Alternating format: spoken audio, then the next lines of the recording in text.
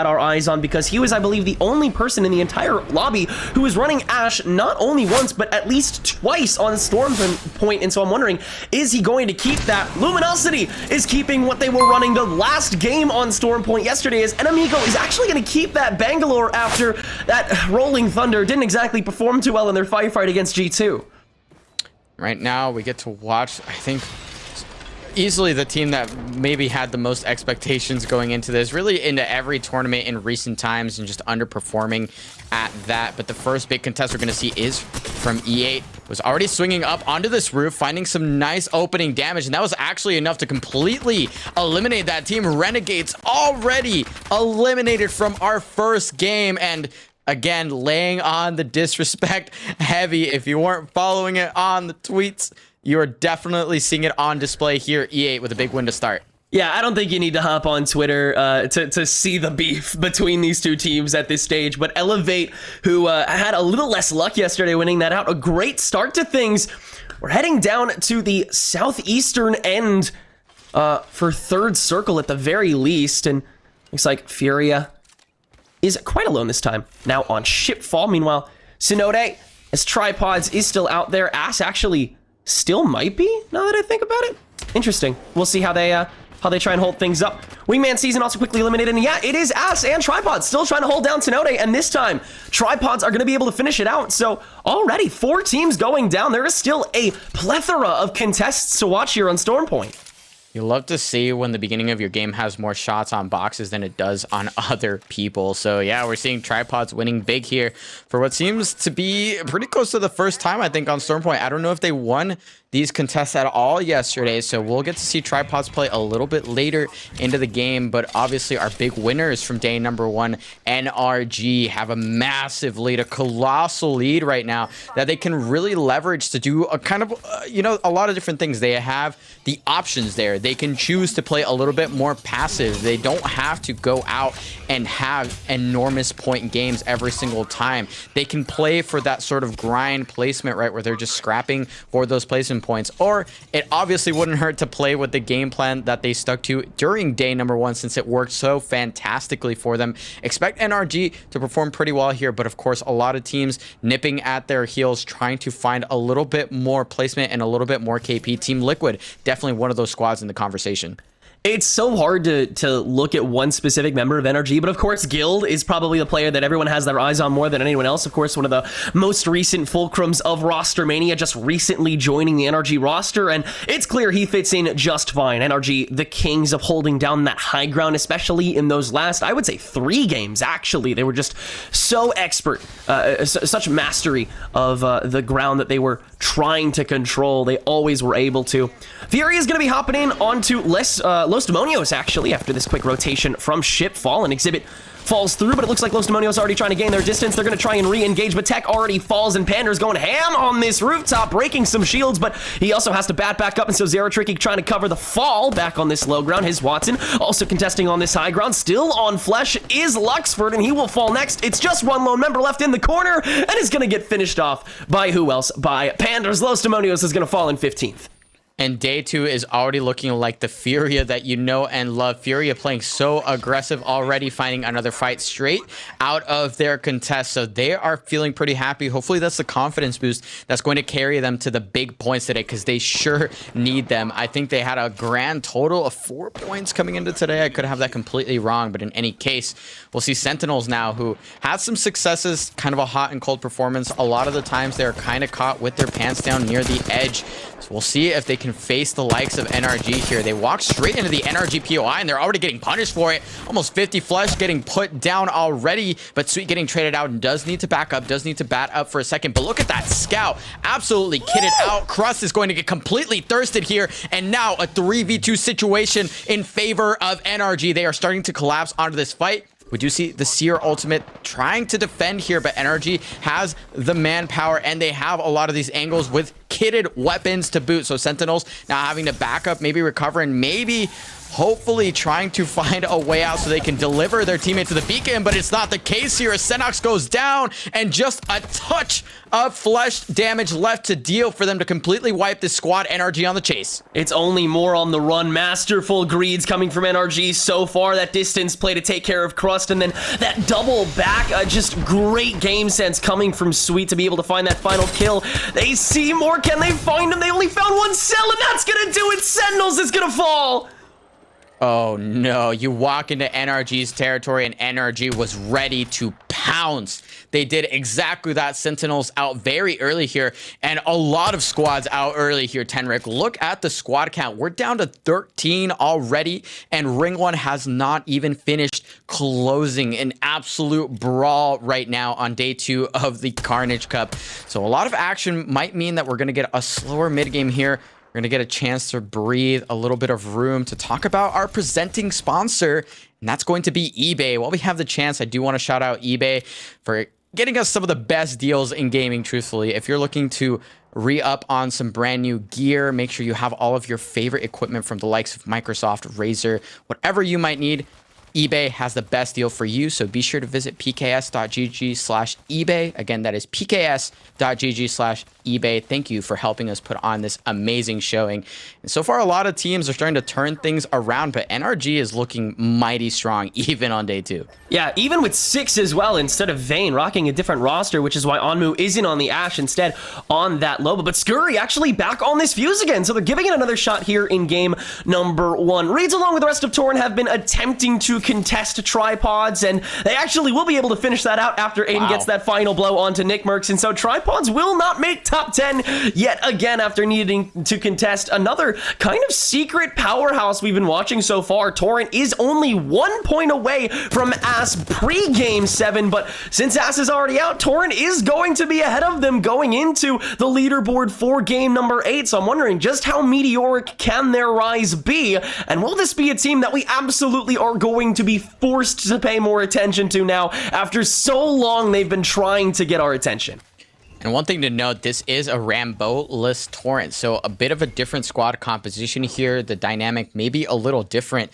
We'll see if they can adapt a little bit better. They had some successes on day number 1, but a lot of the times they were kind of the ones that were getting pushed near the end games. We definitely saw NRG there absolutely bullying Torrent out of a decent spot on World's Edge, and we've seen it a couple of times from some other squads here on Stormpoint as well. So we'll see if they can get a little bit better position, as many of the squads that we've talked about have already dropped. 12 squads left here, and Ring 2 has not even started closing. Absolutely visceral performance so far from a lot of these teams. But SSG is there early with the damage, the charge rifle in hand for dropped. 3 purple shields already on deck. SSG is feeling very happy with their situation right now. And with the Banga BH, no less, this is something that we never saw them on until now. Frex opting off the Seer this time around and drop, just still farming with this charge rifle. Hey, listen, I know it may alienate me, but I like watching this weapon. I think it's super funny. I think it's awesome, and I hope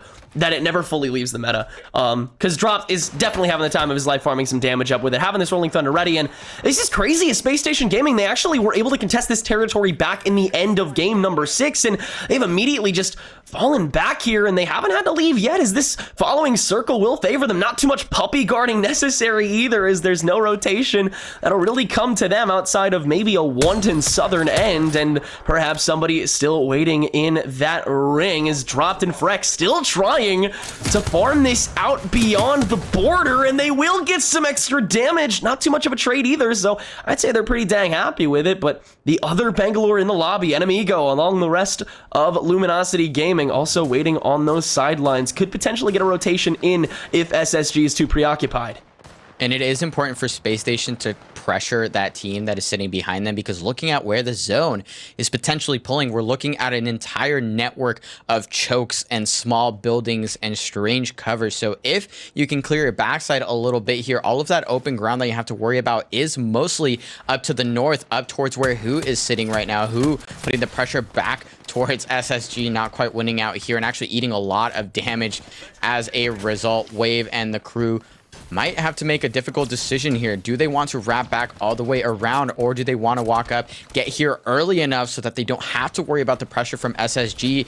They, of course, risk running into another team that might be sitting in those buildings right near the gravity cannon. So we'll see if they post up. Posted up right now, though. We end up seeing EA and Furia, who might break out in a full-out brawl here. Presley almost going down right away, and I think he does. Yeah, Watson and Panders just moved in so dang quickly. This black hole is going to be able to use as a follow-up and elevate. I mean, might just be forced to go on the run here. They were in such a bad position on this high ground. No natural cover to really support them. And so, yeah, Furia is just going to try and follow them on the way through. And, oh, with this EVA 8, it's not like it's going to be that hard for Panders. Elevate will fall, and Furia will win another contest as long as it isn't against G2. Yeah, Furia looking like a whole different beast, and that's what we needed to see from them in game number 1. We'll have to continue seeing it here. A great strategy here that they're employing, again, being able to clear out their backside with the edge. It's really strong because if they're the last ones to punch on some of those god spots or some of those great rotation positions, they can be the ones to put on the pressure. Again, we keep saying it, but NRG did a fantastic job of that yesterday. So Furia maybe taking some notes, coming back to the drawing board, and of course not being contested as much on their drop means they have a little bit of time and space to work with. And of course, the aggression has not ceased to exist within their game plan. So here they see potentially some other victims that they're going to want to pressure here and fight out. No ultimate on his Watson, though, means that this might be slowed down for just a touch as Ring 3 is still 2 minutes away from closing. Yeah, he had to use that exhibit on Elevate here. But Furia, they got to be optimistic. One team away from finding their first placement points of the Carnage Cup here this weekend. Definitely love to see stuff like that and boosting their scores up. Tripods, they better watch themselves because now that 19th place spot is looking juicy for Furia and beyond. You got to remember, it's consistency that matters. Only half the event was played yesterday. You still got to play 6 more games. In Furia, you know for a fact they are going to go 110% the entire way to that finish line because that top 3 spot is always in sight for them. And we've lost some of our top 5 gatekeepers. I believe Ass was exactly in 5th place at the start of today's game, so they are now eliminated and will likely be overtaking depending on how this game shapes out. A lot of squads were just on the outside looking in. I think SSG was right outside of that top 5 standing, and that's kind of where it starts, right? It's not quite top 3, but it's a good way to start. And unfortunately, Torrent is not going to be anywhere near that top 5 spot, at least for the results of game number 1, as they are farmed up by the likes of Team Liquid, but James Fearless already answering, and Sykes in a terrible spot will not be recovered by their teammate, and Team Liquid playing at the very bare minimum as a duo right now, and I think that's the Loba that they've decided to employ once again. And this is necessary from Team Liquid. Now that Torrent's gone, it's all coming down to gatekeeping that top 3 instead of that top 5. We still haven't gotten to pay any attention to Esports Arena, who I believe may still be alive at the moment. They just weren't really prevalent in KP after their first 2 wins. They took a bit of a step back, but after NRG's wild display yesterday, it is clear that ESA is going to have to level up yet again. And here they are, Phony, Clane, and Fury, the kings when it came to locking down territory with these Watson gates and just finding God spot after God spot after God spot. Have they done it again? We will find out in the upcoming circles, but for now they look pretty secure. Yeah, absolutely. And they have pivoted over away from the crypto. I'm not sure if they were running it yesterday. I don't quite remember, but no crypto today at least. And here is one of the classic brawls that I think we were going to expect here. NRG loves to play that keep out strategy where they're just waiting for a team to walk up, and Optic often one of the last ones to walk up, and Sweet going to be knocked down almost immediately in this engagement. Skittlecakes finds a knock, and now the reposition from Gil to try and find some opening damage and answer back, but does get absolutely cracked. And NRG, Nathan also going to eat a lot of that damage. So here we go. The engage is here from Skittle. Oh my goodness, that was so much damage though. Guild answers right back. I'm not sure if that was actually Skittles, was now taken down. Sweet in the full thirst look. So Optic still fighting out here, but Guild giving them a very hard time here. Not going to go down without a fight by any means, and already on flesh, answering with the car, going down, unfortunately, and it is down to Nathan. Can he clutch up? And his black hole's already gone too. He's got to hold this truck around against 3. Gil doesn't have this natural cover to work with just yet. Here come the Valk tax, and everybody's hopping in, focus of attention to hold Nathan down, but it's the damage that gets pumped on that front line. Optic is on top in the duel, and just after that we hop over to Esports Arena, who is getting contested by Furia, and already Fury has been felled. Panders with the climb up after the fly with the VTOL falls. Oh, that was gorgeous stuff from one of the favorites from yesterday, but 20th place coming into today. They are looking so solid all of a sudden. Now Space Station Gaming in a brawl of their own. Frex already being forced to bat back up. This is it. Mello, the top 8 squads here in round number 4. Zen with a solid angle on that high ground, but he's going to have to move in soon, as will just about everybody else. SSG still playing puppy guard, but they're taking so much damage for it, and it could lead to a whole lot of trades. But in the process, they're going to get as much as they can up against 100 Thieves, who is the team that they're fighting up against. Scurry is gone. Onmu is also downed. It's just down to 6. The sub today. In the meanwhile, Luminosity Gaming also taking on a threat of their own. I believe they had just taken care of who, but now they're getting third-partied out, and Yanya going to take a step back behind this kid to be able to res up Enemigo, but no, it's a bluff to try and find out this Caustic, and there goes Bronzy instead, but Yanya with the drop onto James Fearless, and it's G-Force actually that's taking the brunt of this third party, but Yanya, the only one remaining, rotating around these corpses on these rocks. So many different altitudes to play with, but can Yanya manage it all? Hiding behind this knockdown shield, can find the thirst, can find nothing else, but no! The punch can finish off G-Force potentially, but Luminosity directly after, it was Liquid that was able to find the thirst onto Capra, and following that, the rest of it onto Luminosity. Nocturnal, the one remaining member of Team Liquid, finds not only rat points, but KP atop it. And the map is replete with fights right now. Look at the way Furia inevitably dropped onto ESA's head and absolutely farmed up 3 full KP on their way to another fight right after. Team Liquid is eventually eliminated by 6, but Furia is far from done with this fight. Look at the damage getting put down by Zero Tricky. That was 95 to Reds, and they continue to walk up. Panders getting traded out though, and does go down. His Watson forced to bat and back up from this fight just a little bit. Tries to interrupt some of the heals that might be happening behind this rock, and they are just posturing up now as the ring starts to close. They're getting looked at from behind as well. We see the Bloodhound scan that is going to give him grief. There are so many shots flying onto Furia's side of the map, and his Watson and Zera are just doing everything they can to live. Will they live much longer? That is yet to be seen. Zero Tricky now fully on the disengage, is going to get away with his life, but has 2 team members left in the ground above him. And they were at the hands of Optic as well, finding so many kills here. Another rat getting found by Zera. It's a 1v1, but 6 is able to take care of it, and 100 Thieves is in the top 3 thanks to 6. But in that 1v1, he revealed himself, and so now both Optic as well as SSG have the freedom to fire away at him. It's going to be Space Station and Optic in this final brawl for the circle. Both teams fully kitting up. Zen does have this ultimate to be able to burn towards final circle, but 6 still holding down this rock. What a god spot in itself for a rat and a rat alone.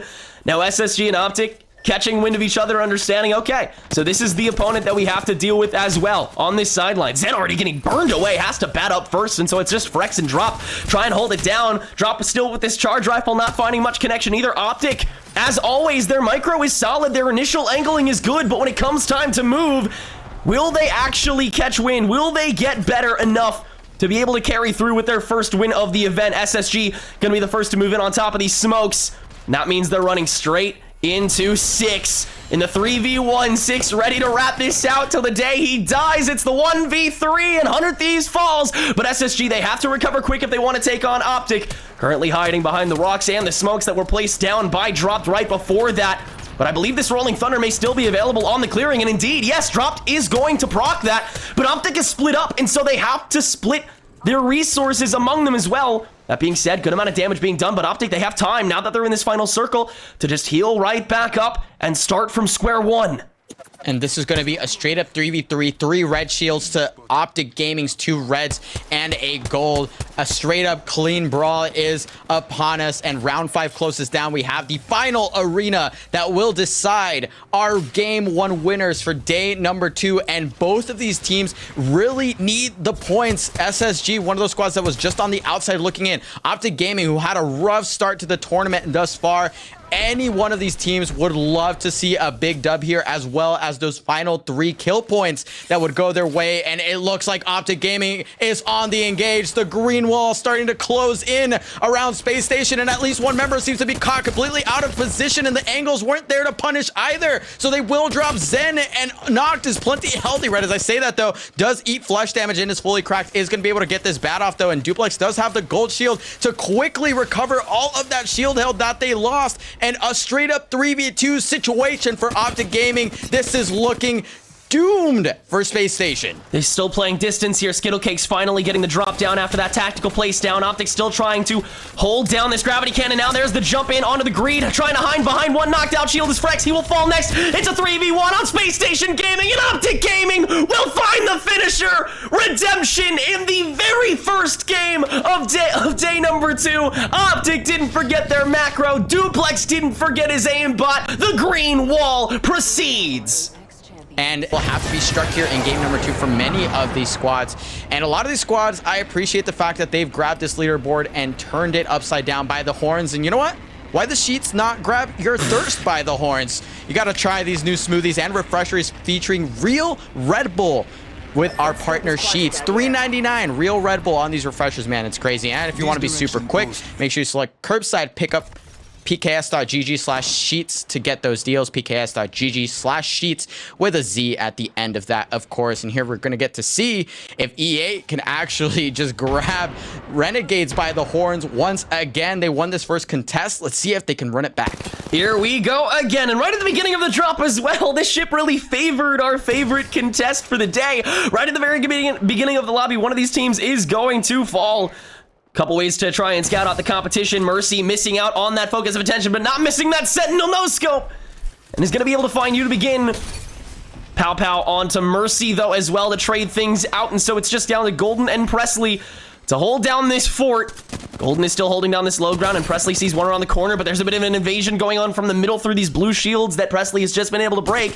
But of course, as that Valkyrie, able to play this altitude on and off a little more often than Horizon can, at least if this fight doesn't go too long. Renegades attempting to maybe just hide behind this knockdown shield, perhaps bluff this res to force Presley to continue peeking out. But now that Golden has upgraded the shield and continue to get it back, we're back to the 2v2. The peek out from Pow Pow, and Presley holding down that door. That's a massive beginning. It's now the 1v1. Golden has to break through this one last door. But Renegades, they have the exact same gap to their name. They're both going to take a step back, take a breather. Golden shielding back up. And this fight still rampages on as 3 squads have already fallen. Yeah, there's been a lot of action here at the start. Renegades, of course, shopping very early, but doing a great job to stay up this time around. And we are down to a 1v1 situation. I think all members are thirsted, so it will have to be the final fight here. The 1v1, finding a lot of opening damage, but isn't able to clean it up onto Golden. And he will survive and take down Renegades for a second time. Meanwhile, Los Demonios loses out against the likes of Furia, who will have another game here. And Tripods were able to take down Ass and Synode yet again. These contests getting very interesting for the teams that so many people were really paying attention to. Ass, of course, the biggest topic of conversation. Albralili, Slurp, and of course, Snightdown just recently returning from Halo, and they performed so well. Or else I would say that if it wasn't just that one game that really brought them that merit, outside of that, I gotta say, Ass, they weren't looking that solid. Their rotations were a bit too slow for my liking when it came outside of Synode, even after they won their engagements up against Tripods, and it just seemed like once they took their POI, they figured they could just wipe off their hands, be done and dusted, and they really couldn't be. You can't afford that in a lobby like this. You have to keep pushing, and Ass just didn't. Tripods, I'm seeing that initiative come out so much more often, and I can't wait to see what Nick Mercs and friends can do with it. Optic and NRG once again clashing out here in the high grounds, as both Guild and Nathan already at these purple shields attempting to farm away some damage from afar. Speaking of afar, Furia has definitely a long ways to go for this circle. We'll see if they're able to make it. There's nobody exactly babysitting the edge of that circle either, so Furia actually may have some freedom getting in here, as does SSG. Has dropped in crew. We're gonna just barely make it in. We're on to our top 15, and it seems that almost everybody has figured themselves out. There's still a little bit of a commotion over on Optic, Sentinels, NRG, and Team Liquid, but that's because that's where the circle's headed. Yeah, and taking a look at how busy Checkpoint is already getting, we see Team Liquid near the low ground. We see NRG, who drops here, obviously already crafted up, has plenty of shields, plenty of attachments. Optic also there a little bit earlier than we saw them last time, and Sentinels, who was the one that ended up dying to NRG at this Checkpoint contest towards the end of the Ring 1 close, now backing up and opting for a completely different rotation. This is a discipline that I was sort of talking about, understanding that you lost out once, you know you don't have this team out-kitted. You're going to rotate around. You see that Optic is there as well. So just making their way over towards another direction to hopefully play this game out a little longer. And a lot of the squads that are dealing with these contests, I think that one of the biggest problems is the second part of their contest, and that's surviving out of their rotation. They spent so much time contesting that team, especially with that Renegades fight that took so long. And now you have to figure out how quickly you can loot your POI, how quickly you can make your rotation, gather those resources, figure out where you might rotate to your next beacon if you didn't get it. There are so many factors and so little time left to make a decision. There's a big duality that comes from finding your perfect spot far too early. You don't really have anything to springboard off of, but also you have that security momentarily. Team Liquid may not, as there's a little bit of a FOA thrown their way, but nothing more than that. In the meanwhile, Tripods were actually able to take down Torrent as well, and so that's already 6 KP granted to them, not just wiping ass, but wiping TOR as well. Again, a team that we were really looking for to break through that top 5, and they did the previous game, but they won't be able to do so here. But then again, neither will AS, so all eyes are on the rest of these teams trying to crack through to this top 5, like Optic Gaming, which is still sitting pretty as they try and ward off Team Liquid, NRG, and Sentinels here. Wingman season, a team that didn't really get too much time in the limelight the previous game, but a team that has been looking pretty solid. If you saw the clip that was circulating from them yesterday after Sentinels were able to take down Retzi in their Skyward dive, they had a bit of an unfortunate bug on World's Edge. Hopefully they are able to avoid that here today, as they're just moving from building to building, as is 100 Thieves. Once again, 6 on this roster. Rat of the Century the previous game, but Onmu and Scurry continuing to run that Loba fuse. And still a lot more teams dead than I would like to see for this first ring. 100 Thieves maybe picking up a play from the Team Liquid playbook and actually also going on the Loba. Team Liquid has had a decent amount of success, and I think they're at one of those spots where they can make it do, you know, a lot of what it needs to do. Just soak up a lot of that extra loot as teams force their way in and end up dying to some of those fights. They can just pick up the pieces of some of those loot boxes and just kind of wait out the game and hope that it continues to pull your way and that you can eventually fight your way out with some decent loot. E8, another team that is going to have to make this rotation a little bit later here in ring number 2.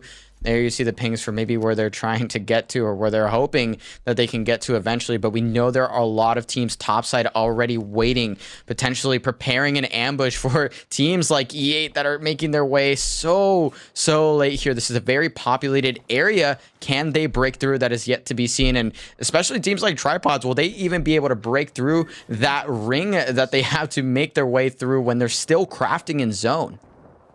It really is, you know, all eyes are on these Seers. You know, how reactively is Mercy going to throw down this exhibit when Elevate finds out how occupied this map truly is? Well, they're going to get a good idea of it immediately as they find Nocturnal chilling on the roof, and just like that, Team Liquid's only 2 members strong. Can they react efficiently in time? That exhibit thrown down immediately for Mercy, and now Elevate knows that these 2 remaining Team Liquid members are in the area, but they also know that they're getting contested by NRG and Optic in the meanwhile. They don't exactly know how many angles they have to watch out for, but at the very least, they're able to find their opening kill, and they may be able to find 2 more as long as their entrance into this building is perfect. Yeah, and that's the tough part of finding that early knock, is that they won't necessarily be able to pressure it because you don't want to funnel through the one door into the building. That is certainly a recipe for your entire squad getting wiped, and they know they can't set up those clever angles because squads like NRG are already looking at them. Optic as well across the way might also be setting up the angles. So for the time being, TL will stay alive, will be able to keep away E8, but can they recover Nocturnal to get a full 3 stack up before the later parts of this game is yet to be seen. E8 actually already moving a completely different direction, recognizing that this isn't even siegeable. And that, again, some of that patience that we need to see from these squads. You just can't get too excited with finding one knock. These teams are all very competent, and 2v3s are not as rare as you might believe. So you have to be very careful and think about your late game as opposed to the fights that you can take now. these teams really starting to split up as well. You saw Skittle Cakes from Optic taking this giant low ground and heading over to Exhibit onto Sentinels as well. So Optic, it seems like they're trying to spread themselves out a little more and get as much information as they can. So when this circle starts to not favor them, which will eventually happen because it is Optic after all, but their movement is sublime. Space Station Gaming attempting to finally make their final move through this circle, but they spot Sentinels along the way. In fact, they're going to be checking them out from afar here as Sentinels are actually going to make a run for it outside of the circle momentarily. Dropped, getting some good connection once again on this charge rifle. And Space Station, they have this follow-up circle to kind of hold this down. In the meanwhile, we're waiting on a couple more teams to kind of pull themselves together. Wingman Season and Tripod's currently engaging in a little bit of a firefight. His Deeds has already fallen. Gent and Nick Merckx holding behind this rock while the rest of Wingman Season attempts to engage with them. Both teams outside of the circle and both teams happen to have the same rotation, so it just comes down to who fights a little bit better. And so far, that's Nick Merckx. That's one down on a Zednim, so it's the 2v1, but Nick Merckx has no shields, but they do still have this black hole running, so they do have a little bit to work with. They have to get up to this high ground. That's going to be Gent's job. Nick Merckx holding down the fort on the low ground. That's 2 down, and Retsy's going to get the finisher from Gent. Wingman Season is fallen, but directly after that, Luminosity are going to fall in on the third party, and Nick Merckx falls first. And this is a great way to take this opportunity. Luminosity able to pick up at least one, clear out this entire southwest side of the map, since we've already seen how many squads have taken to the north chunk. LG, if they're able to pick this up, if they're able to wipe the last member of that Nick Merckx squadron, they might have a very nice rotation here to work into Checkpoint. Checkpoint, not an easy spot to siege. That high ground is deadly, and we see how many squads have already taken residence there. And some of the squads to watch right now, they're kind of not going to be doing a whole lot for at least a ring or two. We see Furia had a pretty free walk up on the northeast side. We had Optic, who's just chilling in a building, really not doing anything worth talking about. They are very comfortable right now, but teams like Sen will eventually have to deal with squads like Furia, who are potentially waiting in the wings, potentially prowling, waiting for Sentinels to make a positional mistake that they can take advantage of, since they are so good at winning these fights, especially if they get an early knock or at least an early, burst of damage that opens up the fight for them. There's no way that Sentinels isn't going to play edge when they know these rocks haven't been fleet cleared. Watson has a good advantage here to at least know that Lou is there. Lou's actually going to try and clear our rocks all by himself. Watson could get a big punish here. Lou already down to max shields, and the flesh gone too. It's going to be a 2v3 for Sentinels to deal with Furia.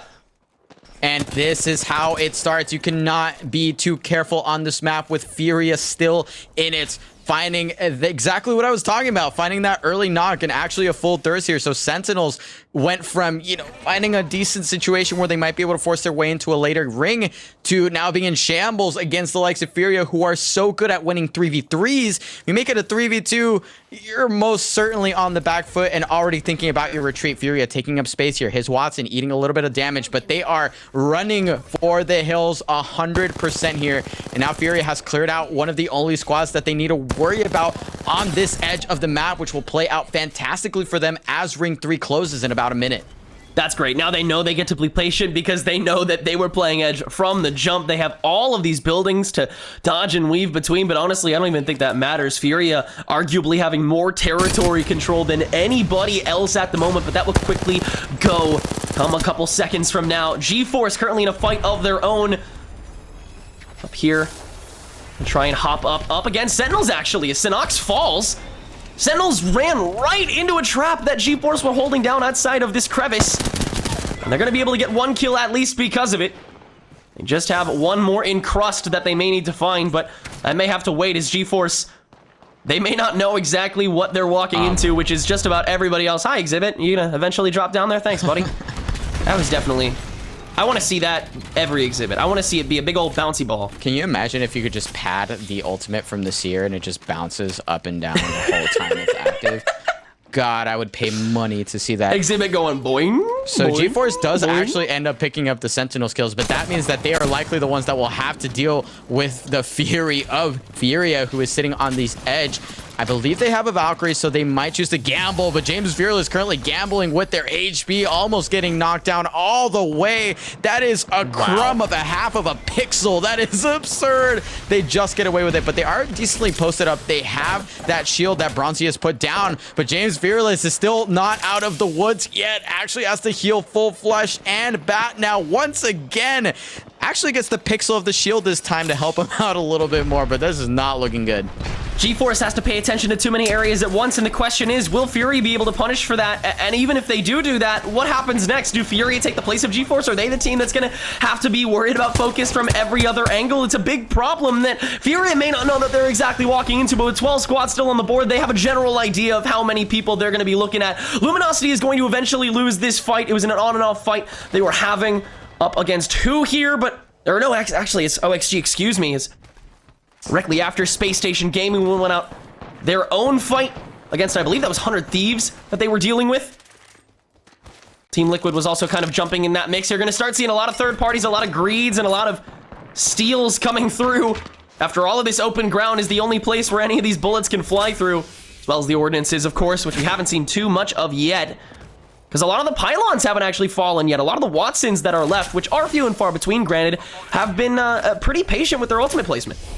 And we do have to consider the fact that this becomes a big resource management game for the teams that got here early. The Watson squads will be able to wait out a little longer and take a little bit more poke before they're super worried about being able to heal up later in the game, since that generator does provide free shields. And of course, Watson does slowly but surely recover that shield on her own, so that will be pretty good for them. But again, squads like Optic Gaming, squads like NRG, they are going to have to start thinking about where they want to move, what squads they might want to engage on strictly for the resources that they're going to provide for themselves into the late game here, which we are certainly approaching quickly as 30 seconds remain on ring number 4, and Zera is going crazy right now.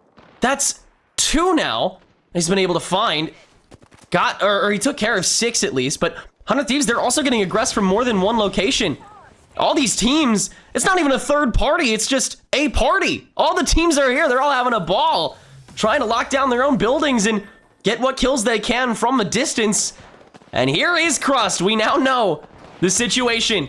NRG gonna find some finishers as well.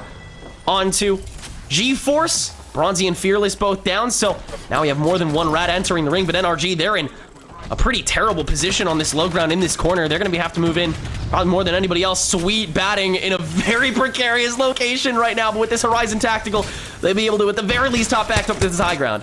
And NRG there with a very big commit, but that just goes to show how much they might be hunting for those kills or might be low on those resources, and Optic Gaming might be the ones to punish them for their aggression. They see the pings there and they are starting to lay down the damage. Not too much though, not quite finding the shots that they need, but NRG still gives up the high ground, and that means that all of the squads above, as well as all of the squads across the way, excuse me, will be able to punish them. They're already punished here. NRG sweet going down, and Nathan might be following suit soon if they can't get some cover. Guild also eating a lot of damage and does go down as well. And now Optic shooting fish in a barrel. Those fish are NRG and they are eliminated from the lobby.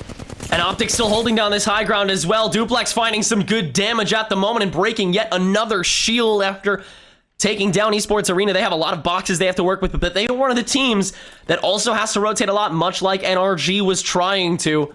Crust will have to eventually make his way through as well. He's still ratting out for Sentinels, and he's going to have to move directly between these buildings as well. There's not too much natural cover in this last circle. One singular building, and I'm not entirely sure who's holding it down. Furia on the other side, and they have the perfect door to re-engage, but for now, they are perfectly fine with hunkering down and bunkering up. And Furia is so good at this. Their game plan finally coming to fruition. They forced their way into some of the best spots right now.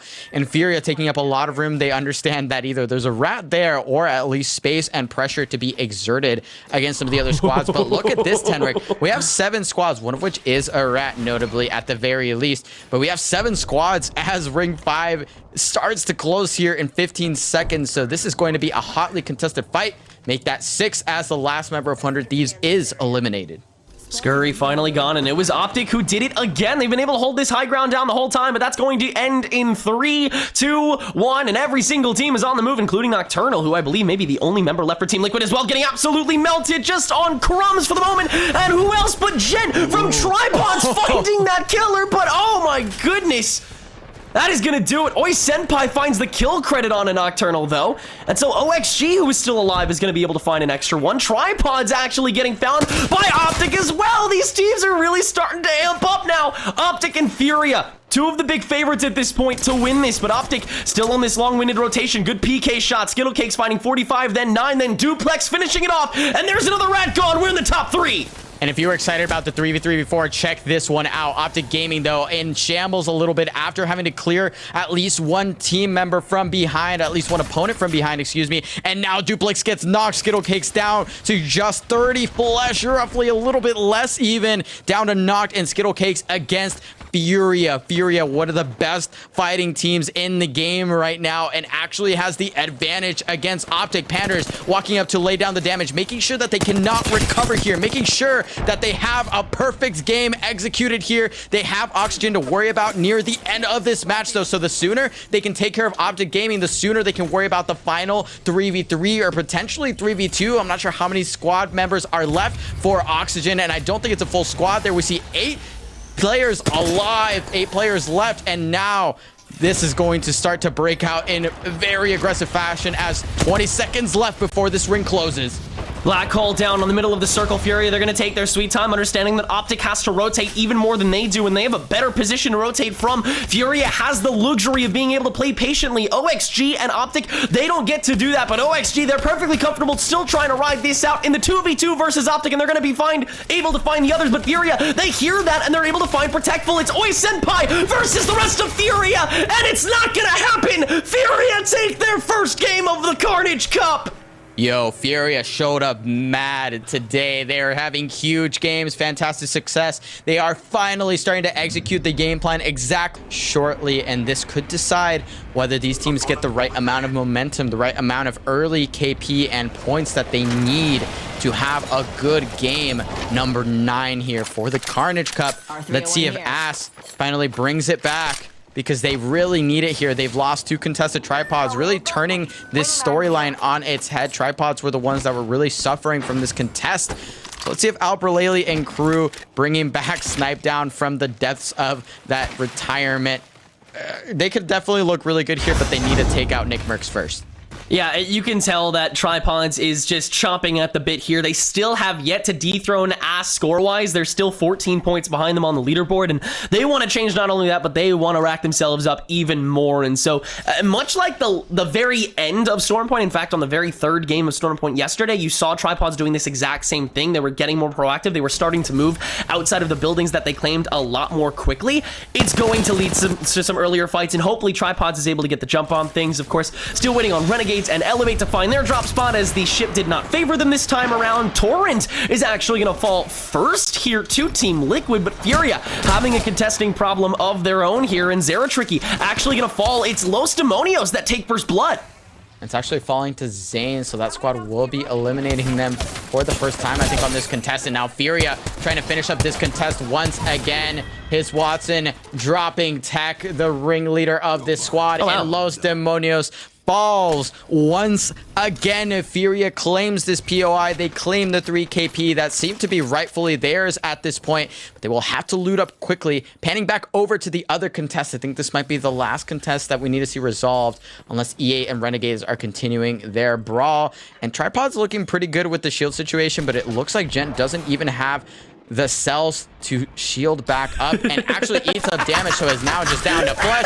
Is getting rated down. Nick Mercs does get dropped from the height of the stairs, and now the flood of Tripods is going to have to recover here. Nick Mercs is down, but Gent is still very well up. Nice shots here from the Eva, but does get traded out immediately, and now it's down to Deeds. Can Deeds pull this one out for Tripods, or will Ass finally be able to play out of this game? Ring 1 is closing, and time is quickly running out. Oh, what a workaround of this fence, and Albralele doesn't even get a shot out. Gents in the 1v1 wins it out. Welcome to Tripods, my guy. You have absolutely earned it. It is Tripods that will persevere, have all 3 members still up and win the contest on Synode. Furia, along with, excuse me, that's not Wingman Season. This is Furia attempting to deal with, or no, this isn't Furia, excuse me. This actually is Wingman Season. Sorry, I saw Stunny and my goblin brain. But who is going to fall early on here? Wingman Season, a team that once again has been mildly quiet these first 2 games today. And so we're not entirely sure of how those rotations have been going. And so elevate. We see Renegade mercy. Fall again. There you go. Renegades 6 feet deep again off this contest. They do lose Presley all the way, but the damage has been done for Stormpoint. Renegades will not see any other part of this map for the rest of Carnage Cup. EA winning out on that KP once again. But this is what we're talking about. Look at their loot. Look at their health situation. Look at their weapon attachments. I mean, they're having to pick up their teammate from death completely, and they're going to have to make this rotation and take a look at where this ring is pulling. We see Esports Arena already there early, so EA has quite a walk, and they might have to run into the likes of Sentinel, NRG. They might even run into 100 Thieves, who is going to be keeping out. And of course, we see there in the top right in purple, Furia is alive and well for game number 3. Yeah, this pathing is going to be dangerous, but Esports Arena, once again, just proving that they are the most consistent with these god spots, just holding down these buildings. Not even the buildings necessarily, just holding ground whenever necessary. Klain has definitely been one of the all-stars this weekend. Now on this Watson. 100 Thieves able to burn inside the follow-up circle. 6 Scurry and Onmu continuing this same composition. It worked pretty well in the first game of the day, but when do they really get to level up? They haven't found their place in the scoreboard just yet, and they're looking to get another meteoric rise going. Still trying to play out this altitude that they've now sacrificed. This tower, of course, always contested. That's just how Antenna flies. Onmu has this long-winded shots can take with this longbow. Also that skull piercer, of course. Definitely one of the big things we've paid attention to this patch, as it's been sort of kind of rotating through the conversation. Optic, of course, also rotating through the conversation, getting inside the circle again. Their movement has been so on and off throughout this entire weekend, I want to say. Just, we are never sure of what their macro is going to look like until they execute it, and I feel like to an extent Optic kind of thinks the same way. Yeah, I think they might have lacked a little bit of consistency in day 1, but now that they're finding better spots, again, they find some of those spots, but they have to win out those 3v3s, and they have to be pretty swift with their decision making, so sometimes that does fall apart. I do want to note that I think it's very interesting that 100 Thieves, which is a team that, you know, is kind of in that middle of the pack, kind of falling down in the leaderboard situation. They've gravitated away from that Watson Newcastle composition that they made look so good at the World Championship. So maybe it's something new that they're trying out, something that they're workshopping that might not be a thing after this tournament, depending on how happy they are with their performance. So, yeah, we'll have to see how they adapt. E8 here, and see, again, they're just scrapping for all of the loot that they can get. The IMCs do give a good bit of loot, though, so maybe after this they'll be a little bit happier. But again, Furia is not far away, at least from where we last saw them on the map. So maybe they're sweating a little bit, understanding that they might not be as safe as they might believe here at the edge of zone. I think taking your time is the play for most of these teams with this rotation. It is clear that every single person you're going to run into when you're playing in these lobbies is going to be a threat, is going to be a dangerous person to run into. And if you're the one that's moving into the spot that you need to get to, then you know you're in the worst spot. Team Liquid going to set up shop inside this circle, the black market on top of the castle wall. Just making sure they are as kitted as can be and as safe as can be while doing so, while getting ready to move towards these penultimate circles. Round 2 still has a ways to go, though, and so Team Liquid has really no reason to act, as do a lot of these teams. You're going to see a lot of neutrality, I think, in most of the map. And we've seen this sort of adjustment from Liquid. They're able to go from a very early rotating team here playing out of Cascades and Stormpoint, whereas normally they're rotating out of Trials on World's Edge, so definitely adapting a little bit here. Meanwhile, Sentinels is picking a fight with the one, the only Furia here, and they are falling rapidly into this onslaught. Senox and Crust both falling already. Zeratricky comfortable enough to pop a Phoenix kit as the rest of this team continues with the flurry of blows, and Sentinels is eliminated once again. Furia finds them and seems to be bullying them throughout this map right now. Another 3 KP in their pocket, and Furia now has control over this edge, potentially taking another fight here on their way in.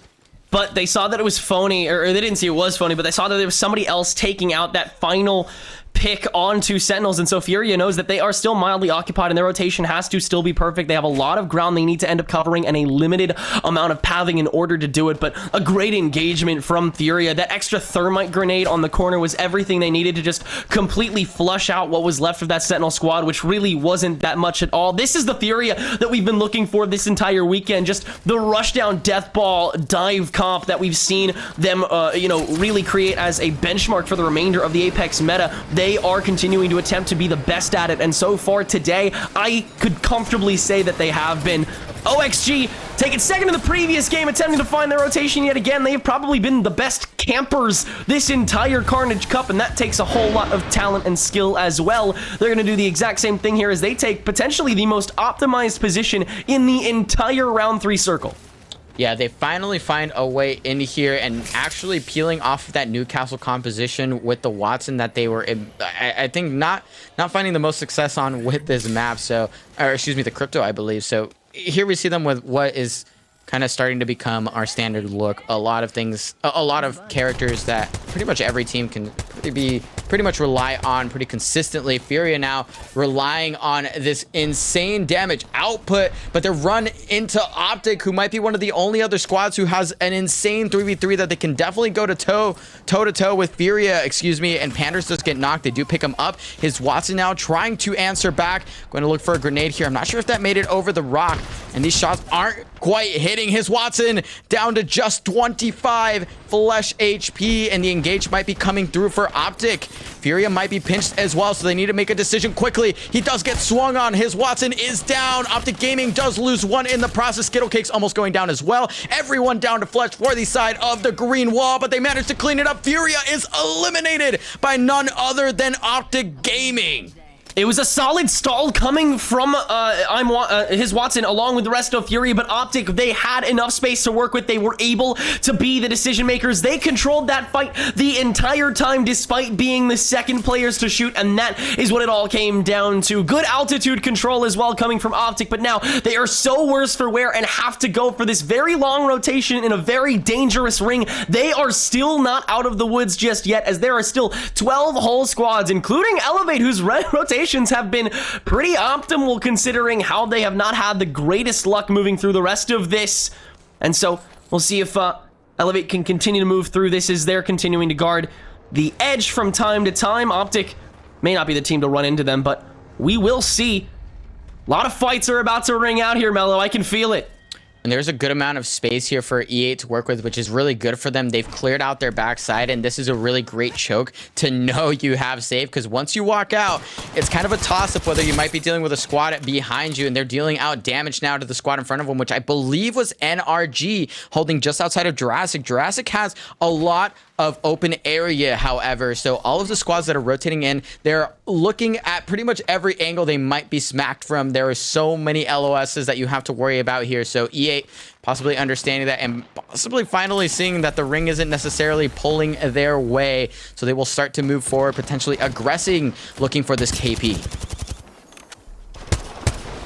I think this is great distance play coming from Elevate, just controlling the exact amount of distance and again attempting to clear this board, get a path ready for themselves so that their rotation is as easy as possible.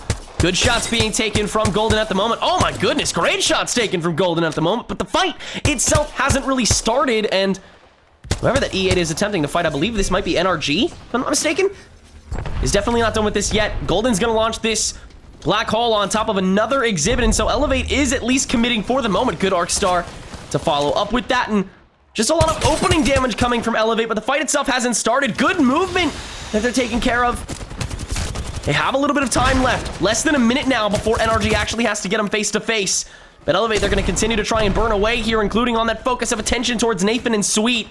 Guild still holding down the other end, but Elevate, they still seem to have enough control that they're willing to work with. Presley has to back up for a moment, as does Mercy for the second. And it looks like they're just going to heal up for a moment before re-entering here. But now Optic, they see an opportunity to re-engage, and NRG, they're going to see that as a sign to get the hell out while they still can, but it's only Nathan and Guild that are able to do so as Optic find the greed onto Sweet. And I wonder if the call was made there. You have to leave your friends behind if you want to survive. Optic Gaming does not want to see anyone live here, though, and Guild will be the only one to escape this fight from Optic Gaming. Not really even a fight, just decided to look at him at the right time in the middle of their fight with E8. And this is the problem with that spot that NRG and E8 were holding. They spent so long there, and they really only had two options. Either you run through the middle of Jurassic and risk all of these teams looking through these gates, just absolutely railing you as you try and make your way through, or the alternative where you just end up having to fold and having to fight it out. Not really a lot of options here, but Optic Gaming executing there fantastically. Get a little bit of information as well, knowing that there's at least one squad that they might have to run into here near the edges, and actually quite a few of them. Look how many squads have decided to take post up in these chokeholds. They're going straight to these buildings, though. They don't want anything to do with that. They managed to make their way in, but will they survive this fight that they might have to engage on now? This building is not big enough for the two of them. Yeah. Now that the macro's been done by Optic, now comes the part that they have been the best at all weekend. The fighting itself. Can they do so? Skittle and Nox gonna actually head down to this low ground and hide things out. Meanwhile, Guild ratting it out after now both of his teammates have fallen. But he hasn't got much space to work with, and at least one team knows exactly where he is.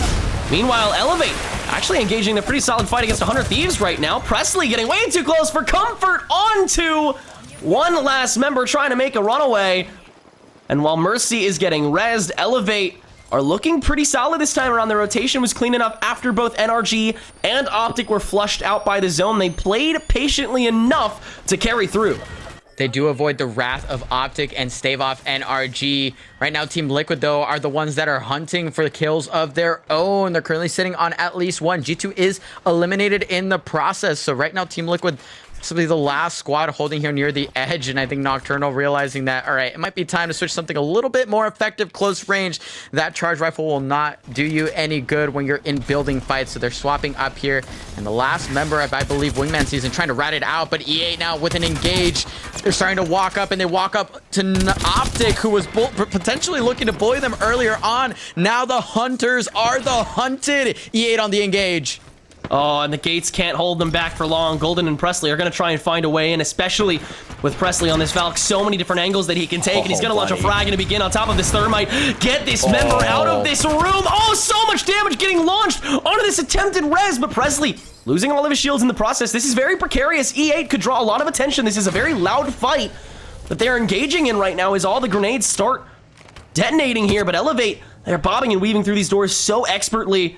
It looks like they're just about ready to get inside as Esports Arena has also entered the ring. Optic attempting to find this res. Skittlecakes is going to get ganged up on by Esports Arena, and it's Optic that finds themselves in an early grave. Now Elevate finds a different threat in Esports Arena themselves. The attempted third party comes through. Golden getting a good couple shots online, but it's Mercy that takes the front line and falls after trading for two. Golden and Presley have to get this finisher. Mercy might end up sacrificing his life in order to do so, but this house is now under the control of Elevate as soon as they find this final kill, but they might not be able to commit to it fully as Klain still trying to make a runaway, but no! It's Presley that finds the finality, but along the way, E8 will get dropped as well, and it is a kamikaze that finds Elevate more KP than I think they found all weekend. But just like that, G-Force is in a fight of their own. Castle Wall against Castle Wall. Capra trying to rotate out, and he immediately gets punished for it here against Team Liquid. Bronzy trying to drag him back out, but they're against limited space as Capra has made this full 360 rotation, and now Team Liquid has them overwhelmed, but they have to rotate into this circle ASAP, and OXG is managing that sideline. And OXG finding at least one other fight that they have to deal with if they're going to get away with this. Nocturnal maybe looking at that call and saying, hey, free shots over here right through this doorway. Yes, please. Oxygen finishes off Wingman Season. I believe that might have been a rat. And Oxygen gets control of the building as well, so they may be able to stave off Team Liquid here. But that were so many eliminations all in one go. A straight kill that EA picked up on Optic Gaming was just the start of the end for both them and Esports Arena. All of the aggression has been tuned up to 11. 11. 5 squads left as ring number 5 approaches its close in 1 minute. Who will take the last game of Storm Point? It is really up in the air at this point. Space Station is still alive, and they are running the Bangalore, and they are not the only ones, in fact, as one more Bangalore showing their phase, and that might be Luminosity. Yes, indeed. And Amigo is starting to walk down. Yanya! And Guild is still alive. Yanya gets a fantastic angle here and actually blows up that squad. Doesn't have a lot of ammo left to... Oh, excuse me. Spectator bug there kind of got me, but he does have plenty of angles, plenty of shields. Is going to wait up a little bit, and now the swing comes through. It looks like the better Bangalore might win out here. Space Station eating so much damage from the Mexican squad. There goes dropped. One final member left to try and survive for Space Station Gaming and conserve some of this game, but it is not to be. The Bocek is the final nail in the coffin, and they are taken down.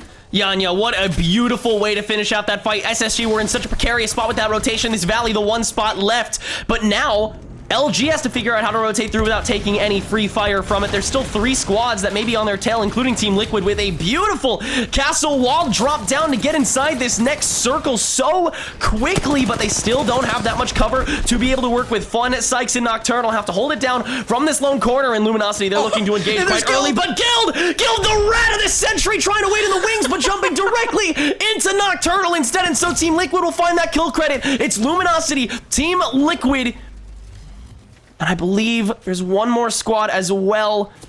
But TL looking the best at the moment. They still have this corner locked down on this castle wall.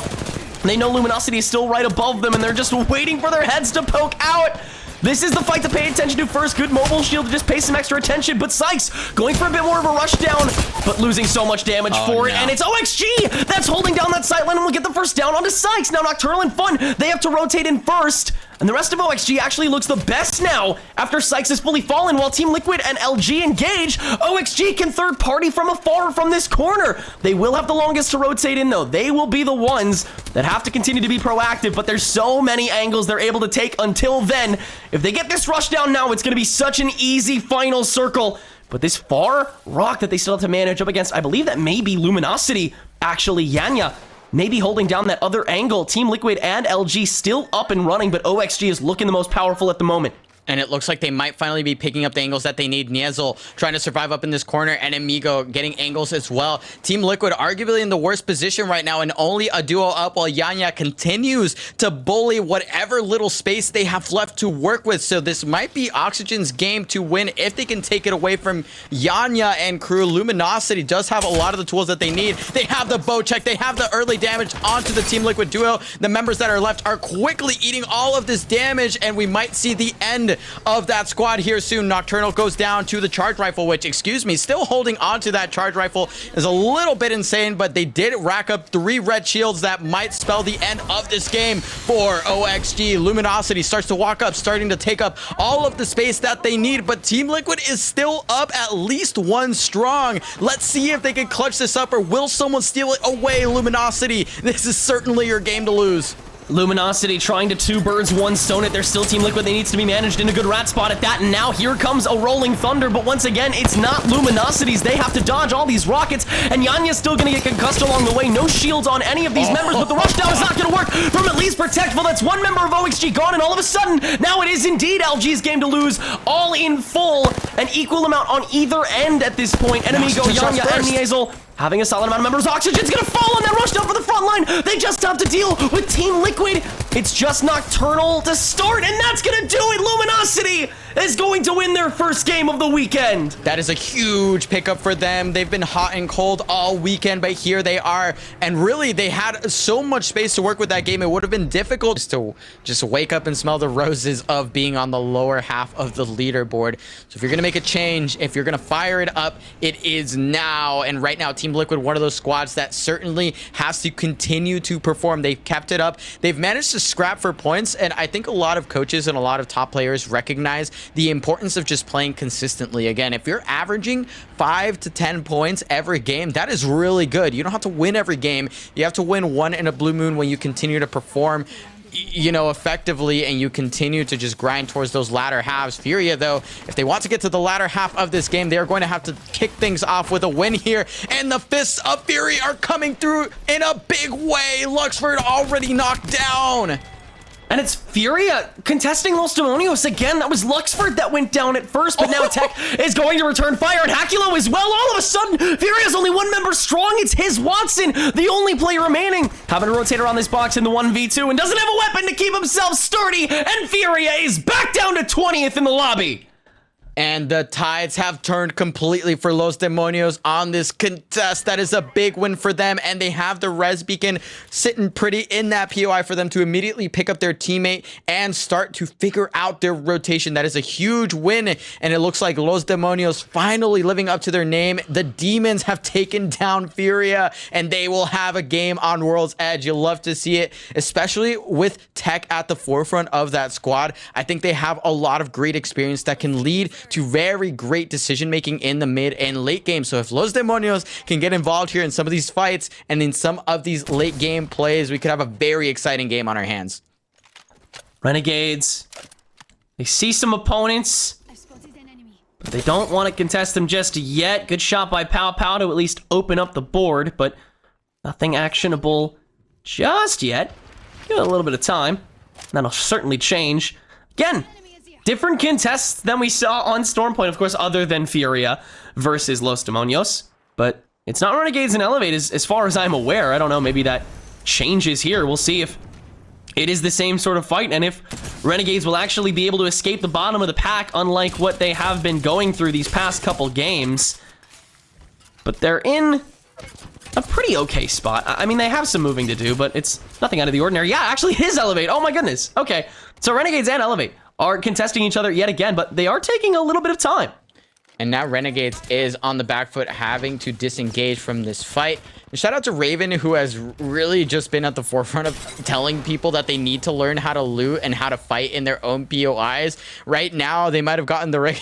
Some of these squads might have gotten the right kind of coaching, but because it looks like a lot of these fights have turned completely the other way. E8 absolutely running Renegades into the ground with all these contests. And look at the pressure. Look at the positioning. Look at the use of the ultimate that has completely pinned this squad in the corner. Can they do something about it? Here is yet to be determined, but E8 does have to make a decision relatively soon. They might have to start worrying about some of the other squads making their rotation onto the side. There we see somewhere near the edge, Nick Merckx and the rest of Tripods might be creeping up here. Presley, is this rotation going through? But that just means the rest of Elevate has to manage this front line on their own. What a lineup from Mercy. That's one. Already taking here with a problem. That's two. And while Mercy falls along the way, that's all the trading you could ever ask for. It's just you left, and he's going to try and find this greed. He will succeed and down Golden. So it's a 1v1 between Renegades and Elevate yet again. But Renegades is too focused on greeting to notice that Presley has popped back in. And for the fourth game in a row today, Elevate conquers Renegades. Looking for the thirst there to hopefully get that shield swap in time to get a better position in that 1v1, but it doesn't come through in time. Renegades is wiped from the face of World's Edge, and once again, we will not see them in the latter half of this game. That is absolutely brutal, and that is detrimental to their position in the leaderboard. If they were vying for a potential top spot here in a cut of that prize pool, it is slipping away faster than I think they imagined. And now as we see some of the other squads that are at the top, like NRG, sitting very comfortably in their position, that's looking really rough for their third-party game D8. G2 third-party D8. That's a big change for G2. That's some good KP.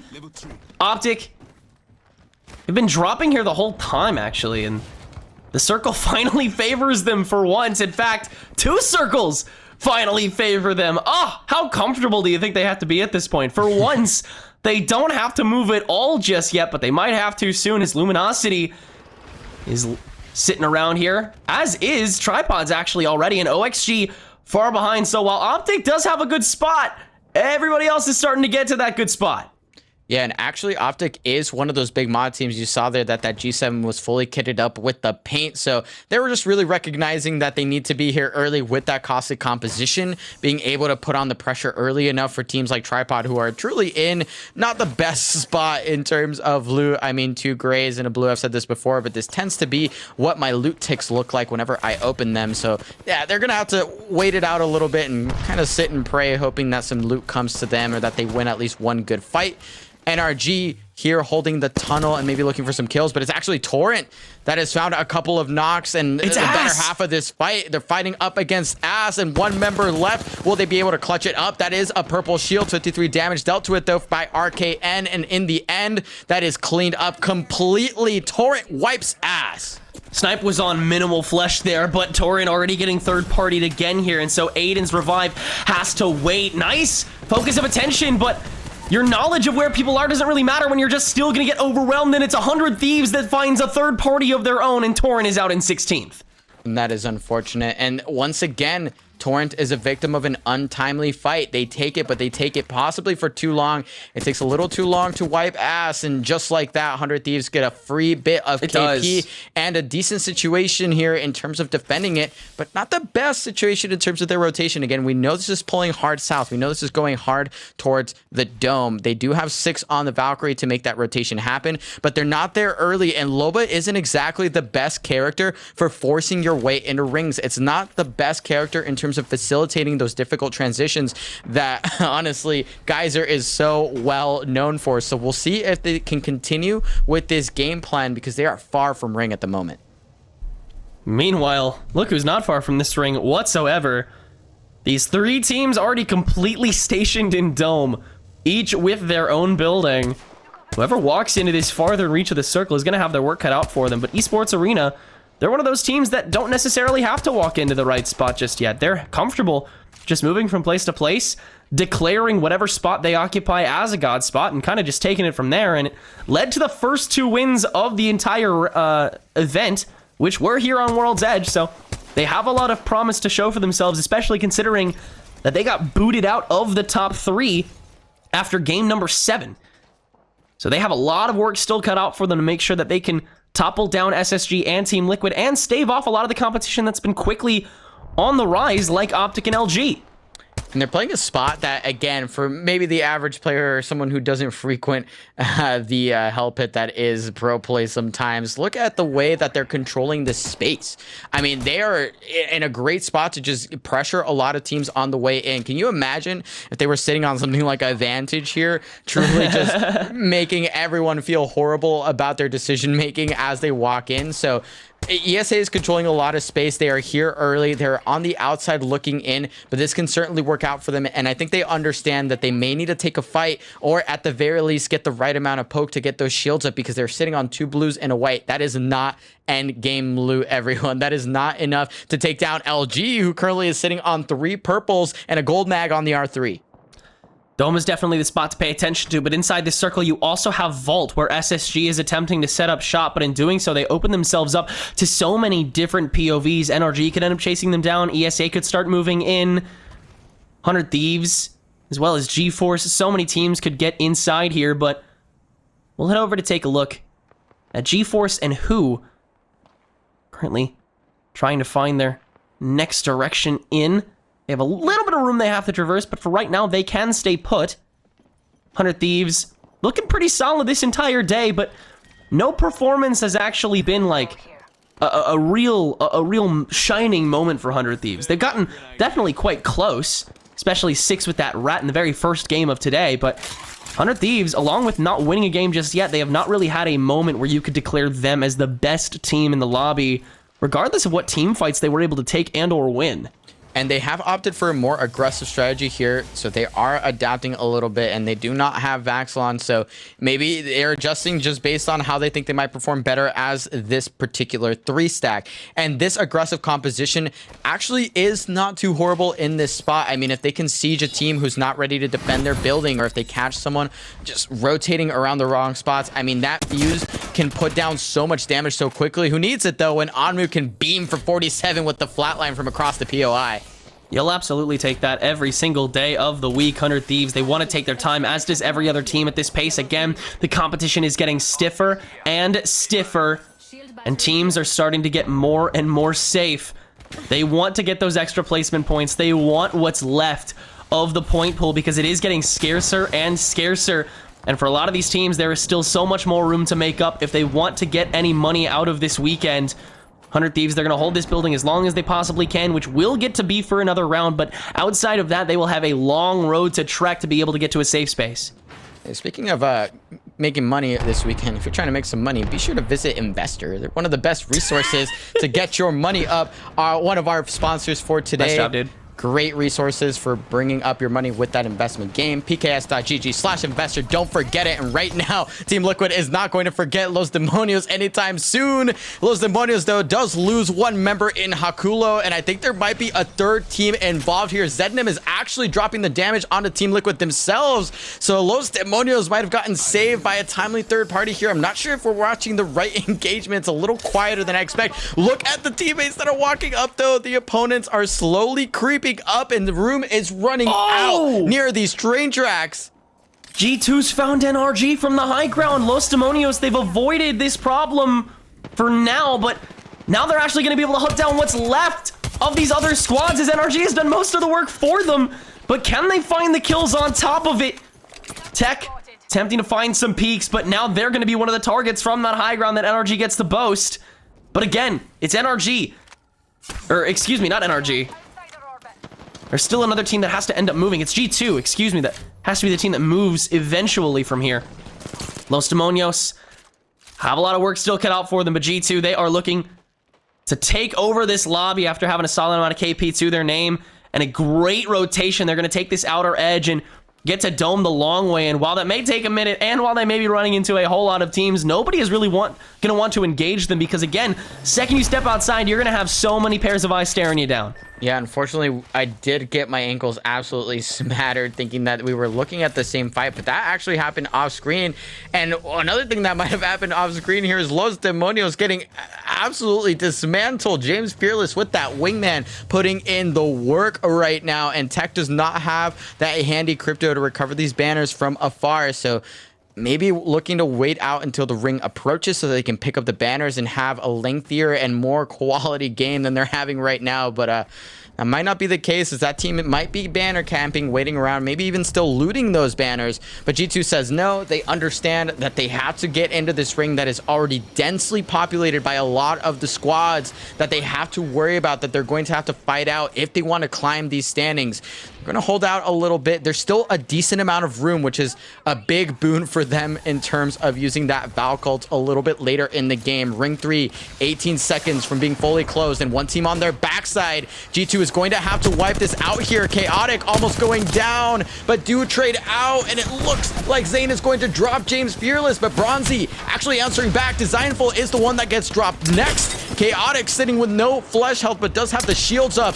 Nice pump here from Chaotic, is going to drop Capra with that R301. Well-placed grenade here, but fantastic maneuvering here from Zane. He's going to avoid all of that damage and is now popping down that tactical that's going to continue to lay down damage that is going to put on the stun. Chaotic and Zane are both still up, and they are most likely cleaning up this fight. Here comes the rush. 38 pump there, and G-Force is eliminated. G-Force just could not touch Zane that entire fight there. Great use of that knockdown shield, and again, great game sense in general coming from G2 as well, but Designful's gonna stay down, and Zane and Chaotic are gonna get third party after this very loud fight preceded them. Black Hole is thrown on a team that is non-existent, and this high ground is only getting contested by one singular member, but G2, great understanding of the fact that Vault was gonna get gatekept and Dome was gonna get gatekept, so instead, you take a seemingly open spot and turn it into your own, much like Esports Arena has been doing on World's Edge. Outside of that, Dropped is gonna find Synox over from SSG here, and Chaotic understanding there's only one team member they have to deal with here in order to fully secure this location. Despite the other angles that people have, they are too late for the battery, and so it's gonna be a full breeded 1v1, but Chaotic taking gunfire from afar as well, so it's still third parties before the fight's even done, but Chaotic running it out, so immediately Lou has to back out, but it's not gonna happen, and the one lone member of Sentinels again attempting to scout gets punished. That is brutal. I think Lou was already on his last legs there to try and survive, trying to stave them off a little bit longer. But G2 will claim that Crust is still ratting. And they're actually controlling this whole side of the map, so they have at least one rat to deal with here. Crust is still big living, but we have yet to look at any infighting from the squads that are already sitting deep in the zone. Optic Gaming has been here since ring number 1. I believe Tripods might still be up and is still sitting here since ring number 1. So all of these squads are already posted up, and we are already starting to see squads drop onto those silos that can be both a blessing and a curse. If you get good angles, great. If you get angled on or skynated, you can very quickly get blown up. I'm curious to know if that squad has a Newcastle, but currently Optic Gaming pressuring a squad across the way. And yes, you're absolutely right. Luminosity was sitting on triple purples earlier as well. So a lot of squads have taken real estate up here in Dome. Let's see if the likes of G2 and even Esports Arena can fight their way in. Oh, Crust is going to get finished off, but it's an Amigo that does the job, so that's an extra KP for Luminosity Gaming, but it looks like G2 is going to start dropping in on them and try and get this third party on top of things, on top of the black hole. Yanya's going to find the down onto Zane, but Zane is going to trade things out on Niazzle, so it's a 2v2 for G2 versus Luminosity Gaming. They have to take this natural cover, and they can't find a solid entrance because of this storm, and so they have to find the workaround through the sidelines, but LG, because of these windows, they're not able to get the full reses online, and Chaotic and Designful, they're taking still some solid damage here. Designful taking a big chunk from that nade, and they have to find the time to re-engage the Luminosity. They may have some time to find this res, but no, Chaotic winning up that 1v1 for the most part. Meanwhile, OXG gonna finish off who? G2 still in this little bit of a duel, but they're running low on time. Zane is falling, and so will one more. It's just Chaotic trying to hold down this fort up against Luminosity Gaming, but he's still not inside this building and has no door to be able to get to his teammates or to the rest of LG, and so G2 has to wrap things out for the time being. Chaotic may not even be able to get these reses. He may just have to use these knockdown shields as natural cover to, at the very least, med back up. There's still 8 squads left on this field inside this very tiny dome. So many buildings still attempted to be claimed, and Chaotic Much, he's still gonna try and take this roof instead now thanks to the tactical, but there are now team members chasing him down. Luminosity finally finds the final kill, but Optic is finding a kill of their own onto Tripods, who tried to invade the other building, and that's not gonna work out too well either. Gent and Deeds fall, so it's just Nick Merckx left holding down his own lone building, and no, he's actually gonna wrap things out, and Tripods gets found out by Duplex. Optic holds it down. Optic has just eliminated a large proportion of the problems that might have ruined their game, but they still have plenty more problems to deal with. Again, that team on the silos will have to move eventually, but they get LOS on OG's walk-up at pretty much at all times here. They can hold this building for long though, and this is the beauty of these buildings, right? If you're there early enough and you have a caustic to hold them, you're a little bit comfortable. You are racking up placement points the entire time, but unfortunately G2 did not make their way in, and Esports Arena now has to deal with oxygen before they can get their walk up, and Space Station Gaming is on the backside of this engagement, griefing the whole time. Dropped walks up, Zen setting up behind this wall that dropped so graciously put down to continue to grief this fight. Always Senpai finding a knock onto Clean, and Protectful getting actually traded out in the meantime. Eventually, this is going to have to break wide open, and those grenades from drop, that was 3. You can count them again. Look at the damage from the 30-30 repeater. Esports Arena is eliminated, and LG is as well. Yeah, LG was taken down by Optic as they were trying to contest the last of Dome, so that last building is going to be under the control of Optic, but SSG, they still only have 2 members at the moment, and their rotation, once again, is going to be the longest of all. They could still get punished by another team, maybe the one that actually slayed Luminosity this time around, but this open ground still has to be taken up by a team outside of it, and Drop getting so many pot shots on the final round of OXG, and so is 100 Thieves also gone. It's down to Optic, who has already taken 1, and Space Station Gaming, who has come so close both these days and is trying desperately to hold on to their top 3 spot. Can Optic Gaming, get 1 game win on each map? We are about to find out. It is a 2v3 situation. A slight shield advantage here for Zen and Drop, but they are going to have to deal with the green wall. So notoriously talented in the straight up 3v3s. They have Skittlecakes with an ult excel as well, which means they might have this caustic gas on deck. Nice shield swap there, and now they are even Stevens, with the exception of Skittlecakes, who is an entire man advantage. And here we go. They get the angles that they need. Dropped has already lived up to his name and dropped to the ground. Skittlecakes will fall, but there are still 2 members strong for Optic Gaming. They will bat up here, and they will clean up this game. Optic Gaming does find a win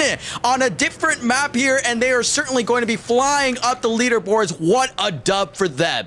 They never had to leave, Mello. They never had to move from their spot. All they had to do was keep what they were. Clear onto game number 5 and clear onto the penultimate game of Carnage Cup number 4. So, of course, checking out the countdown contest, hopefully here, didn't go too hot here for the likes of Furia, and presumably they're going to change up how they did that because they 50-50'd it about as hard as all my randoms do in my pub games. I don't think that was necessarily the intended purpose, so we'll see if they adapt a little bit here. I think we're already seeing that they're contesting opposite sides, and one of the other contests, of course, that we have to worry about, we just saw there, will also break out momentarily. But yes, indeed, we are on opposite sides of the POI this time, a very different situation, and we're going to watch a little arenas cutout in our otherwise BR-ridden gameplay here from Furia.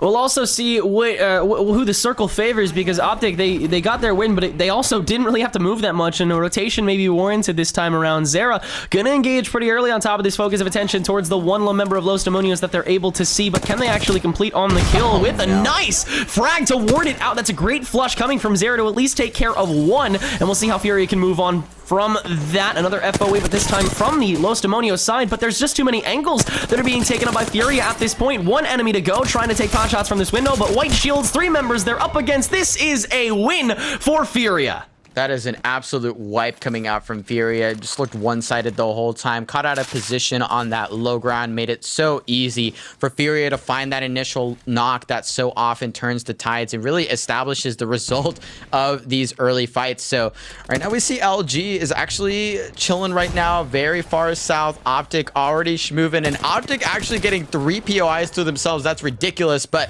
currently we get to check out Torrent, who just gets 1 POI and 1 fight that they have to win to rotate on out of here. Big damage coming out from RKN, and they eliminate Oxygen from Geyser. Torrent has a game on their hands. This is a big step. OXG, one of the benchmarks, the gatekeepers for this leaderboard in Torrent, after a really solid day 1, underperformed on Storm Point today. They still have a chance to break back through here on World's Edge. We'll see if they can do so, but that is a great squad wipe to kick things off, and it's a nice way to get to Vault. Yeah, absolutely. So they have priority over this entire tunnel now, though, of course, Geyser priority isn't the sexiest thing in the game of Apex Legends on World's Edge, but they will at least get to play the game out a little bit and checking out where the ring is pulling. We see that at the very least it contains Harvester, where Nick Merckx and crew are currently rotating on through. Most likely have that beacon information as well. Tripods is starting to move, and it looks like it's pulling even harder over towards the west side here. That is going to be a very interesting ring pull. A lot of those northern squads are going to have a very rough time as they try to make their way through that landslide tunnel and a lot of the other tunnels that might be gate kept by teams like, you know, on NRG, who does actually drop very close to the POI that Tripod is approaching right now. It'll be interesting to see how those teams make it through. Still on 18. No other team fights happening just yet, but Who getting some solid shots from afar. Great sword. A lot of damage getting pumped in, and that's going to be the go sign for Who has yet to win more than, I want to say, like 2 team fights today so far. They have not had a great go at it, but this is looking really solid for them. They're able to get a whole lot of damage, but not the team just yet. They will get the finisher on a Capra, though, and that is a good start. And Renegades did actually live out the rest of this game, or at least the actual drop part of their game. E8 and RNG are both up. So RNG might be playing it out a little bit, but GeForce might have to play the rest of this game as a duo if they cannot pick up Capra's banner. They're going to try and open up some damage here to stave away the enemies, but they are well within ring, or at least very close to it. So they don't need to leave those boxes. They're going to force GeForce here to play as a duo, and E8 might even make that a worse situation as a solo. The knock onto Bronzy. E8 takes their building, and they might be taking their lives as well. Bronzy is fully thirsted. 1 member left for GeForce and no spot left to play. What a great convergence there. Here's G2 rotating over to Luminosity and already getting a good amount of info to start things off. Designful going to take the first couple shots and miss nearly all of them, but that's enough wingman damage to at the very least force LG out, and they've already been kind of dispersed. They have to come back together before they'll be able to take this fight properly, and inside this exhibit, it's going to be a hot minute, but G2 gets exhibited themselves, but LG hopping down to this low ground. G2 is going to be able to free fire away, and LG, they're too split to do anything outside of just hope that they don't get taken away. At least the majority of them don't, but yeah, I guess that does come true as G2, they will settle for just 1 kill for the moment. They're still trying to get this path locked down, but not entirely sure if they'll be able to find even one more member of LG, as I know that one more went the other direction at the very least, which is where LG looks to be headed back to, but that's a great extra KP to tack onto your scoreboard. And they get control of this crafter, which is very relevant. Seeing where this ring is pulling, they get to work this edge a little bit longer, get to clear out even more teams away from their rotates and away from their backside, so that they really just get a lot of free loot and a lot of free space to figure out how they want to play the rest of this game. So big ups for G2, who is most likely going to craft here, going to get up some shield baths, get those attachments that they might need if they're missing them. That is actually a big win for G2 outside of just a KP, but I think LG is still roaming, might be looking to pick up that banner and playing out the rest of this game. So they're still alive and they might look for revenge later, but Furia are the ones that find their fight next, and they catch a team with their pants down on the crafter. That might be NRG. I don't want to speak too soon, but the engage is on. Bubble out early on, but they have to leave it as soon as it's down. Already so much damage done early on in this high ground, and oh, that's a caustic. Yeah, it's a caustic actually, and oh, that gold body shield is helping them out a whole lot. But Panda's engaging on that high ground, gonna try and go toe to toe, but there's too much high ground that Furia has to manage in order to actually fully take this fight. At the very least, they've taken away Replicator as well as a lot of low ground for them, but now Furia has to dive back out because it looks like they're getting third-partied a little bit.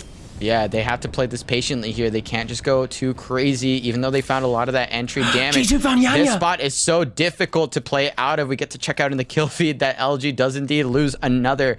But Fury right now does not want to lose this fight, and they don't want to lose the opportunity to get this KP, but it might literally be flying away from them right now. They're going to try and keep poking it out, but Furia has won this space on landslide, and they will get a crafter of their own, as well as free bats. Thank you for the free print. We'll take the gift and kill you with it later. That might be what we might see from Furia, but they control this edge for now, and whatever squad ended up running away is probably kicking rocks right now, thinking, they're trying to fire back right now. Yeah, so much loot. That is just so unfortunate. It's like I kicked my little brother out of my room and he comes back in, but he's poking his hand through the door and he's like, I'm not in your room. I'm not in your room. I promise I'm not in your room. Go tell mom I'm not in your room. Esports Arena locking down their own territory. This is just classic ESA at this point. Fury and Phonyhead, of course, the staples, currently having Clane back on the squad. He absolutely demolished yesterday. We'll see if he can do so again today. Back on this crypto now that we're back on World's Edge. And Mello, I know you're a big fan of that. I think you're converting me as well, because that drone has been such a liability when it comes to final circles. And thank you for showing us the ring, because I was curious to know where NRG opted to post up, since they were the first team here on this ring that we almost certainly will see now is ending right on their POI. So they've opted for a little bit of that western side tunnel work. And right now, Wingman Season is opting for a fight to clear out some... Oh no, that just fell apart so quick. What is going on? I didn't even expect that engage there, and the hipfire is just way too free. E8 is eliminated by Wingman Season, and I really just got a little choked up there. That was kind of a throw. Yeah, I guess it was a little worse for wear from the jump, but Stunny kind of W-keyed. He had the space to, I suppose, and was able to get enough damage through to finish off Elevate. You know, we absolutely take those, and Renegades is going to look in that kill feed and said, oh yeah, I will absolutely take that to the moon and back, as they are still in this lobby. The question is, will they be able to find any points on top of it? Meanwhile, so many teams, there is no in-between at the moment. They're either in this POI that they drop to, or they're in the circle. There kind of is no in-between there, but Ass is also going to fall pretty early yet again at the hands of G2. They are just on the hunt right now, on this prowl. They understand that time and games are limited at this stage, and so you need to just farm some KP if you're this behind. And frankly, G2, they are still quite behind, currently in 9th place with that 54 points going into this game, but that gap is smaller than you'd think. One singular win could drive them up the leaderboard super duper fast, especially if they find the right opponents. And a team that is certainly extending that gap right now and honestly posturing to win another game if they can make it happen is NRG. They're controlling the spot that actually has LOS and pressure on a lot of these rotations. We see where Optic is. They could opt to go far west, but that's already populated by Renegades. So that won't be a rotation option really unless they straight up take this 3v3. And honestly, NRG is going to know that, and they're going to be able to potentially execute a third party, or at the very least punish a late rotation. So this could break out into a lot of fighting here momentarily, though. Talking about the quality of games, I know I complained about this before, but we're seeing 15 squads alive as Ring 2 comes to a close, so a little bit better, but that does mean it is a lot more crowded and the LOS is all the more brutal. We've definitely seen a lot more teams enter, final circles as time has gone on. It's great watching teams start to play safer and understand, the stakes that these games are on as time goes on. Team Liquid have a lot of space for themselves, but they're playing edge because of it, and so all they can really do is try and monitor, but they are known to do that quite well. They are known to be able to take space quite well and consistently, even though they're still running with a new third in Sykes. They are doing A-okay for themselves. Zero Tricky is going to find another pick, this time onto James of GeForce. Looks like Furia again attempting to divide and conquer their picks. Probably for the best, considering how far behind they also are on the leaderboard and how little time they also have to make up the gap on it. Another Skyward dive pretty early on to ward off a lot of TL, but look at this, so many different pathways of gunfire being launched to them, all the trajectories under the sun, but they will manage to get away, and TL will have to play the long game. And they've shifted to this composition that we saw a little bit of before. They were playing the Newcastle on Stormpoint, but they have now shifted over to putting fun FPS on that fuse, which can just honestly deal an ungodly amount of damage, often an unfair amount of damage if you're stuck in a building against 3 or 4 nades from fuse. Fear right now has at least one team trapped in this corner, and like a rat in the cage, Furia might be the one to pounce. Indeed, the last member of T4s might be falling here soon. Actually, there's multiple team members here, and Watson eating a lot more damage than I think they were expecting. Actually pops down the ultimate here to make sure that they have perfect information should that team choose to engage. And you can see there, they're watching their backside a little bit. It's actually Wingman Season who's dealing so much damage, and they are forced to disengage. In the meantime, Sentinels is eliminated, but Wingman Season might be looking to eliminate a squad of their own. And Furia, nice grenades here to put on the pressure, but Stunny is found out, has a lot of angles. The Eva is not enough to get the knock, and Panders finds the first one onto Stunny. There are still 3 members up as Wingman is eliminated from the competition and eliminated from Game 5. What a recovery from Furia. They had the better spot, but they were forced out for a second after that exhibit came through. The seer pressure is just so dominant, but Furia understanding that if they U-turn, eventually the resources will be expended, and indeed, they were able to eventually still just overrun the competition thanks to having that better spot, but now they have to migrate very quickly in order to get to a better spot against the remainder of these teams, as so many of these teams also are. Space Station and 100 Thieves moving in tune with each other under these tracks, NRG having to take the long road eventually, but they are inside this upcoming circle and have a lot of space to call their own, with a lot of natural cover also supporting them. A lot of chokes that they don't have to worry about because either other teams will get to them first, or because teams can't even traverse through them. We are getting to a point, Mellow Crit, where all of these teams are making minimal mistakes, and so it's not about punishment, it's more just about who decides to play better.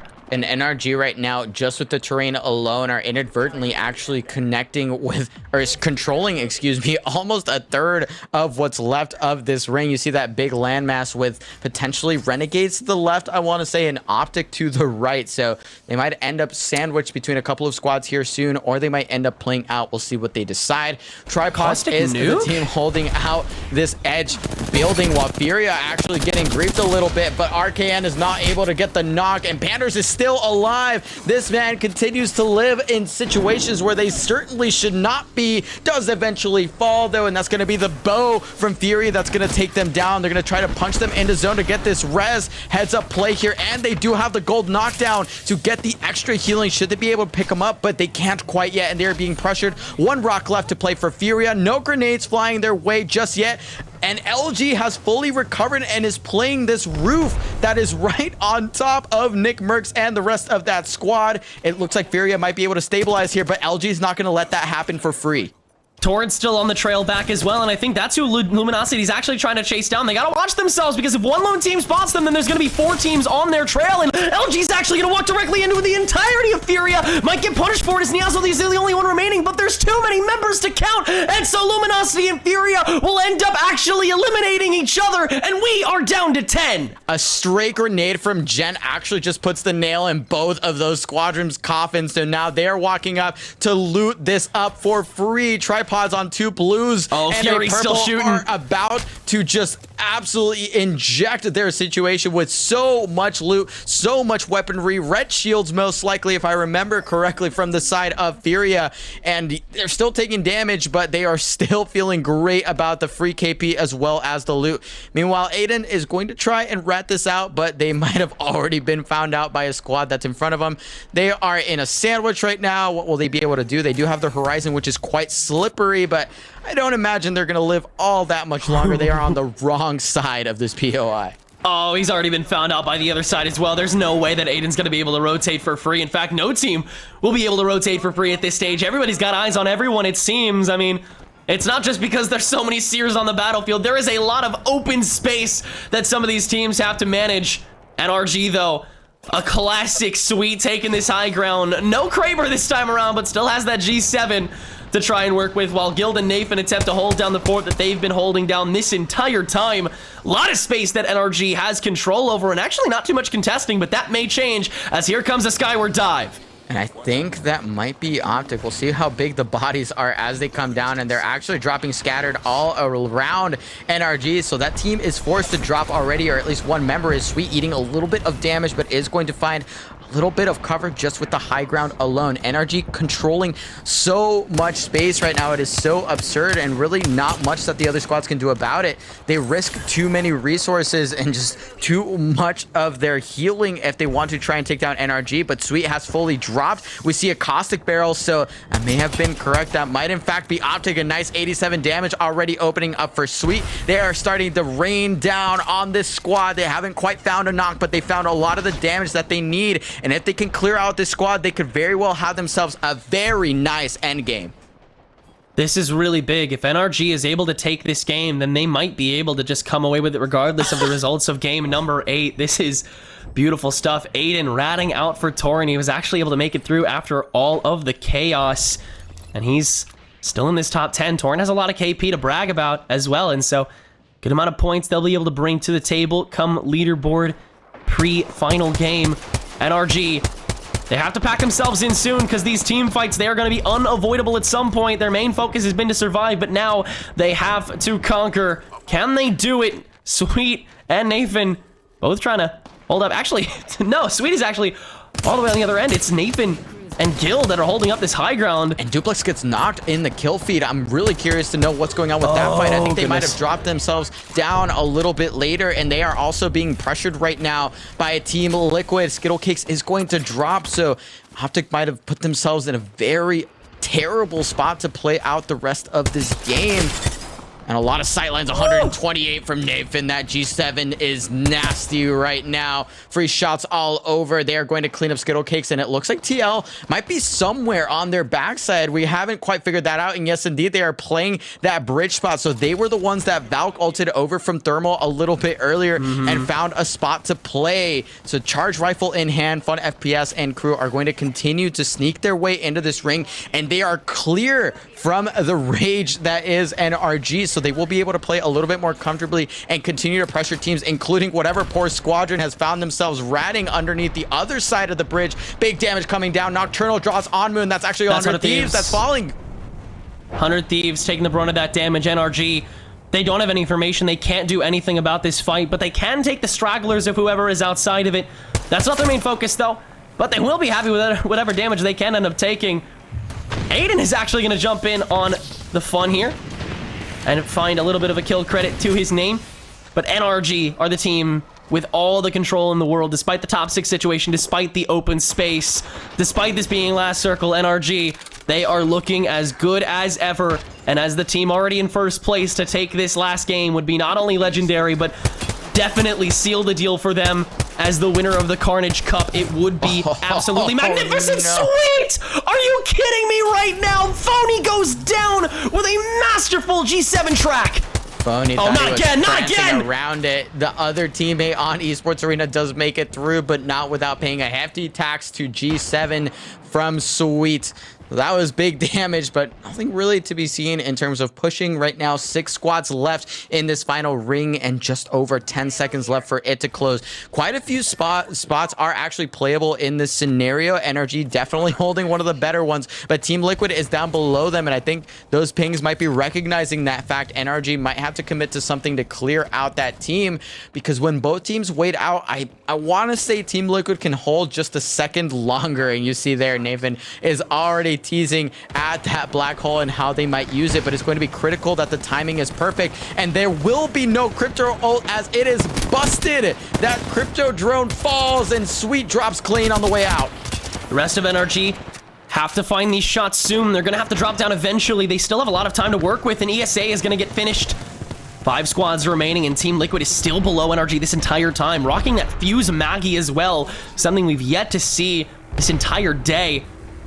And Nick Merck's squad is still alive, baby. Oh, yeah. So is Aiden and YU. So RNG and Torrent both have their rats, but YU falls soon after. 1 rat remaining, and then there's Tripods, Team Liquid, and NRG. That is your final 4. Tripods holding the lowest ground of all, but also potentially holding the most powerful spot of all when everybody has to drop. And so for it, Deeds is going to castle wall early on.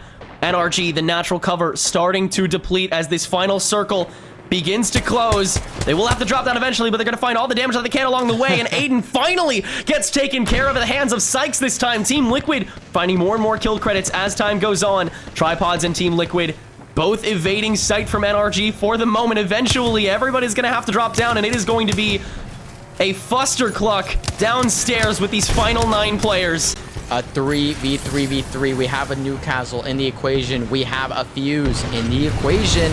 Who's it going to be? And that is very clever usage of the Mad Maggie tactical. It's just actually going to force NRG off very early here. Guild stalling. They do have plenty of shields to work with, but they are down on the ground. Sweet is down.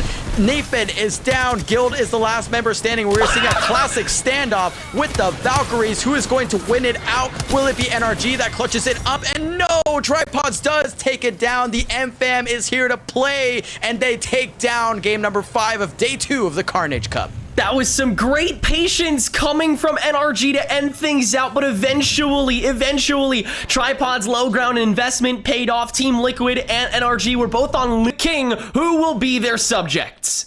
And realistically, NRG would have to be contested on drop by Liquid here and allow Liquid to drop like a 30-bomb game. So yeah, they need a 17-bomb to tie and win the game, even if NRG places bottom 5. Yeah, so there are so many things have to go right. Looking pretty good for NRG, for Sweet and the boys. Great stuff, and great to see that roster already having so much success after having switched so recently. Guild already coming into their own with that team and doing a solid job of exactly what he was brought on to do: deal damage and survive. And honestly, other team members like Panders who are on the rollers seem to be some of the slipperiest in terms of surviving. So great stuff from them. And yeah, here we get to see if they can survive out this engagement. One final contest that Furia has to deal with, one final opportunity for them to have a big game. They are definitely on the outside looking in terms of being near that top 3.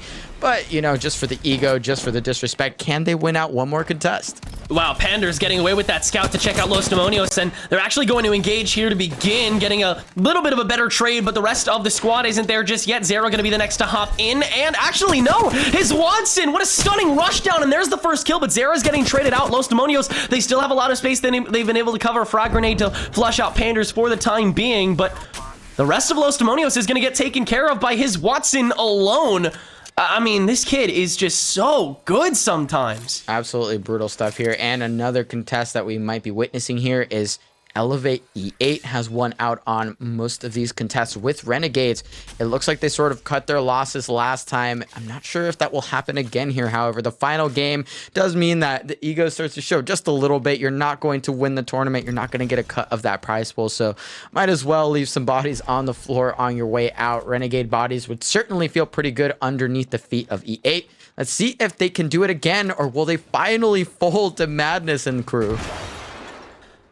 We'll find out as Renegades, they have the view from the roof. Presley holding down one door, but up against 2 members of Renegades, he's got to get the hell out of there. Presley already melted down. It's going to be a 2v3. Renegades rush down from the bottom of the steps. Pal with one, Euban with the other.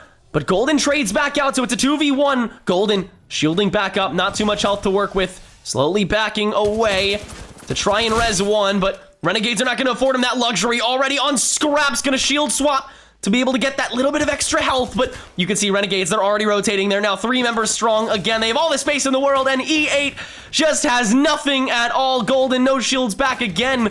Cheeky little rotation, but it's not going to fool you, but an Elevate is 19th. And Renegades finally wins one, actually having to drop down an ultimate though, because that took far too long and the third party came in hot. And this might be Luminosity, I'm not exactly sure. Maybe they just put it down to be safe. Yes, indeed. Luminosity is now showing up to claim a piece of this KP pie. And Amigo dropped down to Flesh, and a lot of damage coming from Yanya, who is sitting on the purple shields. This door is held down, but that means that Luminosity Gaming can flood the top side. They're actually going to clear down this door. They don't want anything to do with these shenanigans. And look at the hip fire and the shots from Yanya, but actually does go down first. And LG now a little bit on the back foot, but Nyazzle doing plenty of damage, and they haven't cleaned this fight up quite yet. They are now down to just an Amigo who needs to clean this up. Look at the HP. That is a fraction of a pixel. And they clean up another RNG with 6 KP to start. Madness! Madness does it by the skin of his teeth on, I want to say literally 1 health. I want to say that was pixels away, holding down against those knockdown shields, and Renegades finds their second squad wipe after Luminosity were just a little too slow to the punch. Some solid bluffs coming from Yanya, but they just couldn't get their approach right, and Renegades had no real reason to exit the way that Luminosity wanted them to. That is a quick 6 KP going the way of RNG. And a quick 6 teams rotating down to the second ring. Look at the way ESA, Optic, NRG, so many people already taking up space and eating damage for it. That's actually Gent that's going to be eating that as well. So Nick's Mercs team is getting absolutely bullied, pinched, sandwiched in every direction. Tripods is eliminated, and they are out of the game so early after a huge performance in the previous game. That is really unfortunate, but that is just how the cookie crumbles when you rotate early and you're up against the likes of NRG and Optic Gaming. Sometimes you will fall. Oxygen is out as well. They will not make your top 3. Torrent able to find those eliminations. Optic was taking a little bit of fire, and they're not exactly in the best spot. In fact, they changed their POI, it seems. Or actually, no, they just got to circle. Never mind. And wow, what a spot they're in, actually. They're in the follow-up circle as well. It's almost imperceptible considering how perfect of a spot it is. I mean, this is a good setup from them. Same with Space Station, though, as they are walled in as always. They want to stay alive. They want to prioritize it. They want to stay on this podium because Optic is only 1 point behind them going into this game. One little thing could change the entirety of how much from this prize pool you're able to get. Wingman Season attempting to chase a wanton squad down. Retzy finding a couple shots with this Wingman, but the rest of Wingman Season is not here yet, and so they can't fully commit. But neither can this squad that Retzy is taking shots on just because of how stocked up he is. And also because Wingman Season is the team that has the choke down. The team that they're trying to fire away against will eventually have to find their way back into circle. And so they will choke themselves back into the open space, sacrificing themselves to be able to maybe channel themselves through. But in doing so, they sacrifice themselves in the process. Retzy attempting to make his way back after taking some extra shots because Wingman Season does not want to fall prey to the same thing that they are forcing the team they are fighting against to fall prey to. And I think they'll take this. I think they'll, they'll accept the fact that their spacing is not perfect because that circle is still favoring that open space again. They may not get this rotation back, but at the very least they have this territory, and that's something to be happy about. Absolutely. They've pressured this squad off. They continue to exert that pressure. They have not quite left yet, so that other squad cannot get too comfortable here, because if there is a big knock or they're left out of position, that could be Wingman Season just flooding your building looking for kills.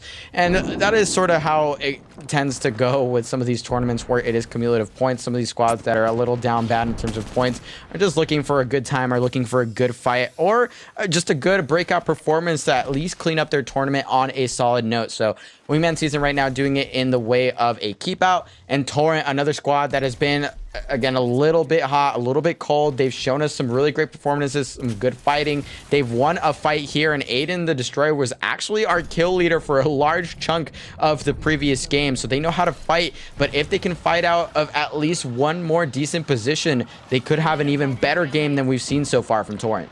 They've got to drop an atomic bomb on top of a win, though, in order to make it to this top 3. And you can say the same about so many teams. Say what you will about Team Liquid, Space Station, and Optic. They have a good wall set up for themselves. The distance between 4th and 5th place going into this game, 13 points strong. And that is a big deal. Furia and Team Liquid, 2 of the teams really vying for supremacy in this lobby. Fun gonna fall first. And Furia, while they have this high ground, they don't necessarily have everything else to their name. And meanwhile, G2 is gonna take care of Esports Arena. And so there go their chances of being in the top 3. That is a massive toppler. Team Liquid still firing away at Furia, finding a lot of solid angles, but Panders and Watson, they are still attempting to find all the damage they can and doing an okay job so far. Watson going for one of his classic dives, gonna launch an exhibit on top of things to make sure that any tracking on these remaining members of Team Liquid on this low ground are as easy as possible to manage, but in doing so, he has sacrificed a little more high ground, so it comes down to Panders to provide as much cover fire as he can, and so far, he's not doing the best job at it. His Watson does get this full heal off and is sitting on top of, I believe, their knocked teammates. So if they can continue to pressure Team Liquid off of this height, we have at least one member of that team on the low ground still. And that reposition might have been the thing that takes down Furia as Tricky actually falls again.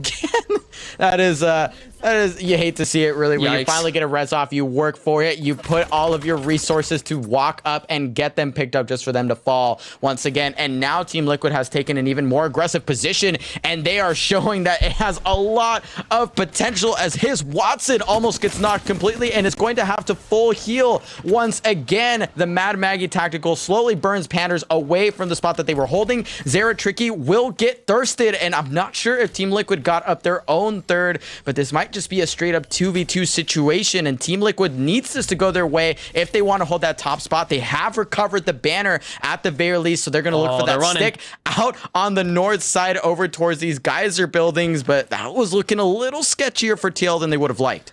Definitely scary for a time being. Panders holding that high ground for such a long time, super important. And meanwhile, Optic, another team trying to hold on to their spot at the top and trying to actually break through to the top 3 since they're only 1 point behind it at the moment. But Duplex has fallen.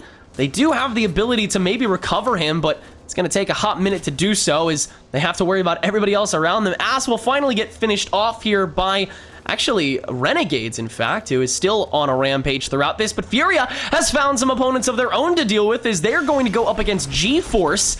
But Sentinels still trying to figure out the rest of this as Aiden for Torrent. Once again, the last remaining member, Lou, trying to find him out. Always pushing this front line, has been consistently getting punished for it, but may not work this time as the rest of Torrent has actually been waiting this entire time to jump in. Aiden gets dropped along the way, though. Crushed an opening shot with his wingman, and the rest of Sentinels can recover for the time being. But no, the backline has already been invaded by, I believe this is Reeds, but oh my goodness, what a PK shot from Crust, and Torrent is gone.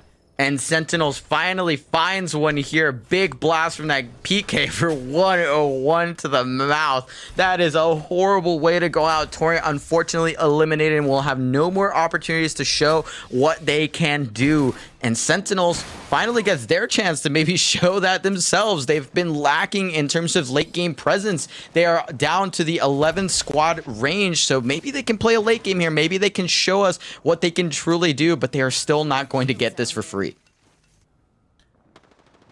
This circle rotation is getting crazy. So many teams still up. I love seeing just increasingly heavy final circles. Still 11 teams up, but so much distance play, and Furia gets punished for it. That's another big downer for these squads. You got to search for the right ones to take out. There's going to be a little bit of targeting involved.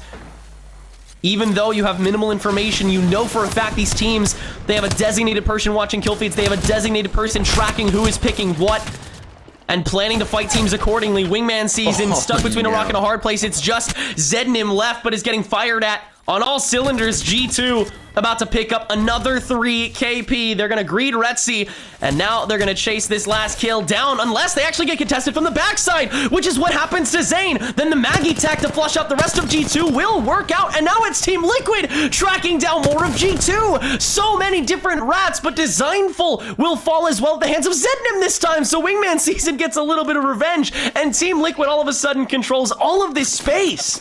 Team Liquid taking down multiple squads, pressuring a lot of this space, and that means that they can get all of the loot that they needed after picking up Fun. So they are pretty much in the same state, if not even better now than they were previously. They have 2 kills to their name on Nocturnal alone, no other assists, so that might be the only ones that they've picked up so far, but they continue to pressure, and they have now taken down Wingman Season as well, and G2 is eliminated in the process, it looks like, through a third party. So now TL gets almost 2 teams worth of loot on their way to this late game, and this third ring is about to close. 15 seconds left. TL will get to reap the benefits of all of this fighting on their way in.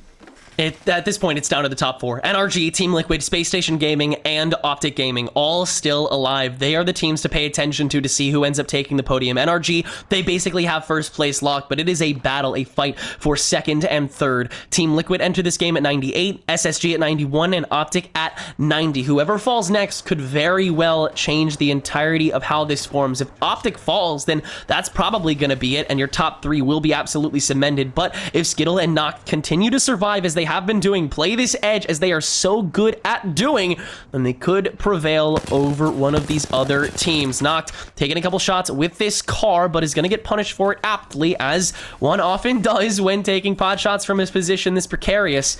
And Optic, their rotation really is not completely predictable just yet. They have a lot of space that they can go to, but it's all too open to really warrant going to until the very last second.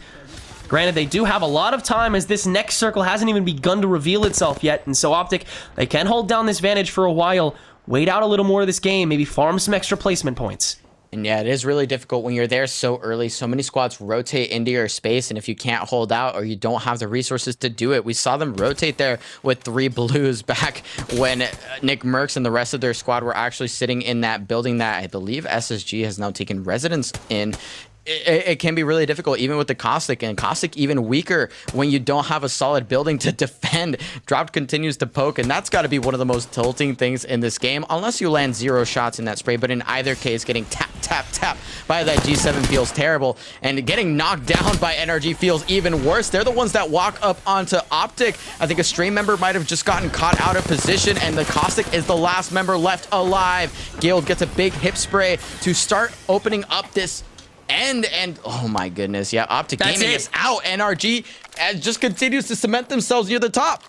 Now it's between Team Liquid and Space Station Gaming to see who's going to get second and who's going to get third. Space Station, they have to rack up so much KP at this point if they want to play catch up. That 7-point gap is monumental when it comes down to the final circle in the final game. And Team Liquid, they are still controlling so much of this space. It also comes down to the control of so many of these other teams trying to rack up this extra KP for some glory and maybe a couple clips to post on Twitter later on, including Sentinels, who has some of the best aiming clips we've seen so far this entire event. Can they complete, find their first win, or even some extra kills? We'll see as they have this high ground on lock. They have to rotate pretty soon as there's just 10 seconds left going towards this round 4 circle. SSG, though, in the best position imaginable. All these gates, all these floors, this entire building in the round 4 circle entirely theirs. They can't be too comfortable, however. We have seen this siege get busted and broken down, and Team Liquid, one of the squads that might have the right composition to do it with the Mad Maggie and the Fuse, can absolutely grief. As we all know, Newcastle loses to Bullet. So if they're able to somehow take down this generator or siege this building, it could be a very different situation.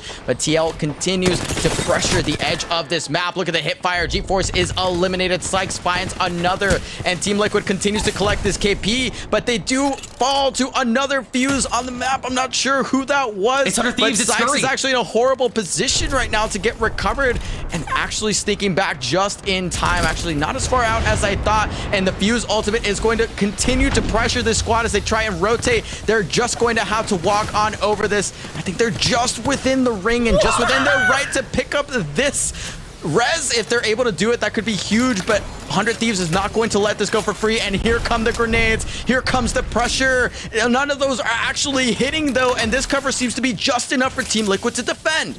They're able to work with this, and Sykes is actually going to be able to fully get healed up. Team Liquid, somehow, some way, they can recover from this, but it's still a precarious spot, and just about everybody knows where they are at this stage. But some other teams, they're preoccupied with these other fights, and Team Liquid, all they're focused on is go, and rotating back into this circle. Sentinels now worse for wear thanks to their fight up against Renegades, but they're going to try and complete at this stage, and they will be able to take care of things. Is Crust the only player remaining, still trying to finish off this fight, and will finish off Euban as well as Madness. Sentinels, they stay alive here in the top 5. NRG, though, with the third party. Here they come, flying from the shelves off the top of the ground. A lot of health, a lot of damage done. Hiding behind this knockdown shield is Lou. There's one more, and Sentinels will fall soon after. There's just one rat remaining. Who else can it be but Crust, but NRG? They may have sacrificed a little bit of a position, but any KP is good KP in their books, considering how far ahead they are. And it looks like NRG might be hunting for that W cherry on top of what will almost inevitably now be their tournament win. NRG controls this height as well, and there's very little cover left to play. SSG is going to have to move, so as good as their defensive positioning and their composition is, they're going to have to walk up out into the open. They likely have that Newcastle ultimate to work with, but NRG is not going to let them in without taxing them with plenty of damage first. And right now, Nocturnal, Sykes, and Fun FPS, the Team Liquid roster, are holding strong near these zip lines. Guild actually just pushing up, looking for the angles to try and get some damage for free, and Sweet is going to join in on this party. They are getting pushed, and that seems a little bit unnecessary here, but they are looking for kills. They're done with this tournament. They just want to see more teams fall. Team Liquid still stuck under this terrace. They're actually in a really bad spot. NRG, they're able to find Nocturnal to start things out, and Guild's Int actually worked out for the better. NRG takes down Team Liquid. SSG has a spot, a chance of grabbing second place now that Team Liquid is fallen, but they have to ward off 100 Thieves first, and Frex will kick it off pretty well with a pick onto Scurry. But can they carry through as NRG attempts to outlast this last fight? Team Liquid is going to down Nathan here, and NRG trying to chase down the remainder of 100 Thieves. It is NRG versus Space Station Gaming here in the final 2. Space Station from a distance. This is a big circle they still have to work with, but a long-winded rotation will give Space Station a little more wall. But NRG, they have this high ground. Guild can still take some shots, get this extra damage done. SSG, they have to take extra time, and they will have to rotate just a little bit more here. Dropped attempting to take this front line. He doesn't have his castle wall ready. That is crucial to SSG trying to hold down any spot that gets opened up, which will be soon as this circle closes in. But NRG, their position isn't exactly anything to write home about either. Both these teams, so worse for wear, so tired at this stage. But what's keeping them going is knowing that they will get at least a chunk of this prize pool. But SSG, the KP on top of the win, would probably grant them second place and an extra bit of cash in their pocket, and so they will absolutely not give in just yet. Trying to farm from afar, force these bats more than they have to. Zen, though, taking a brunt of punishment. Frexen dropped, holding closer. Another attack from Valkyrie, forcing Zen to bat up again. And this could actually just be terrible for SSG if they're not careful here. Because look at their setup. They do have the Watson gen, but NRG has a lot of high ground to work with. And as the zone closes, look at the way they're looking. Look at the way the arrows are pointing. NRG actually gets to play this for just a little while longer. Going to clear this Watson fence. Can NRG put a neat W bow on top of their incredible tournament performance thus far? They're going to start to walk up with this Newcastle with the shield. Guild has no shields left, however, and neither does Sweet. So they're going to have to try and walk up here and do what they can. Some miracle damage has to come out from the NRG squad to take this win, but it will not be the case. And Space Station Gamings are your final winners of Carnage Cup number 4. They take down the last game of World's Edge and the 6th game of day 2. They finally did it, Mellocrit. They won a game here in the Carnage Cup, and it's going to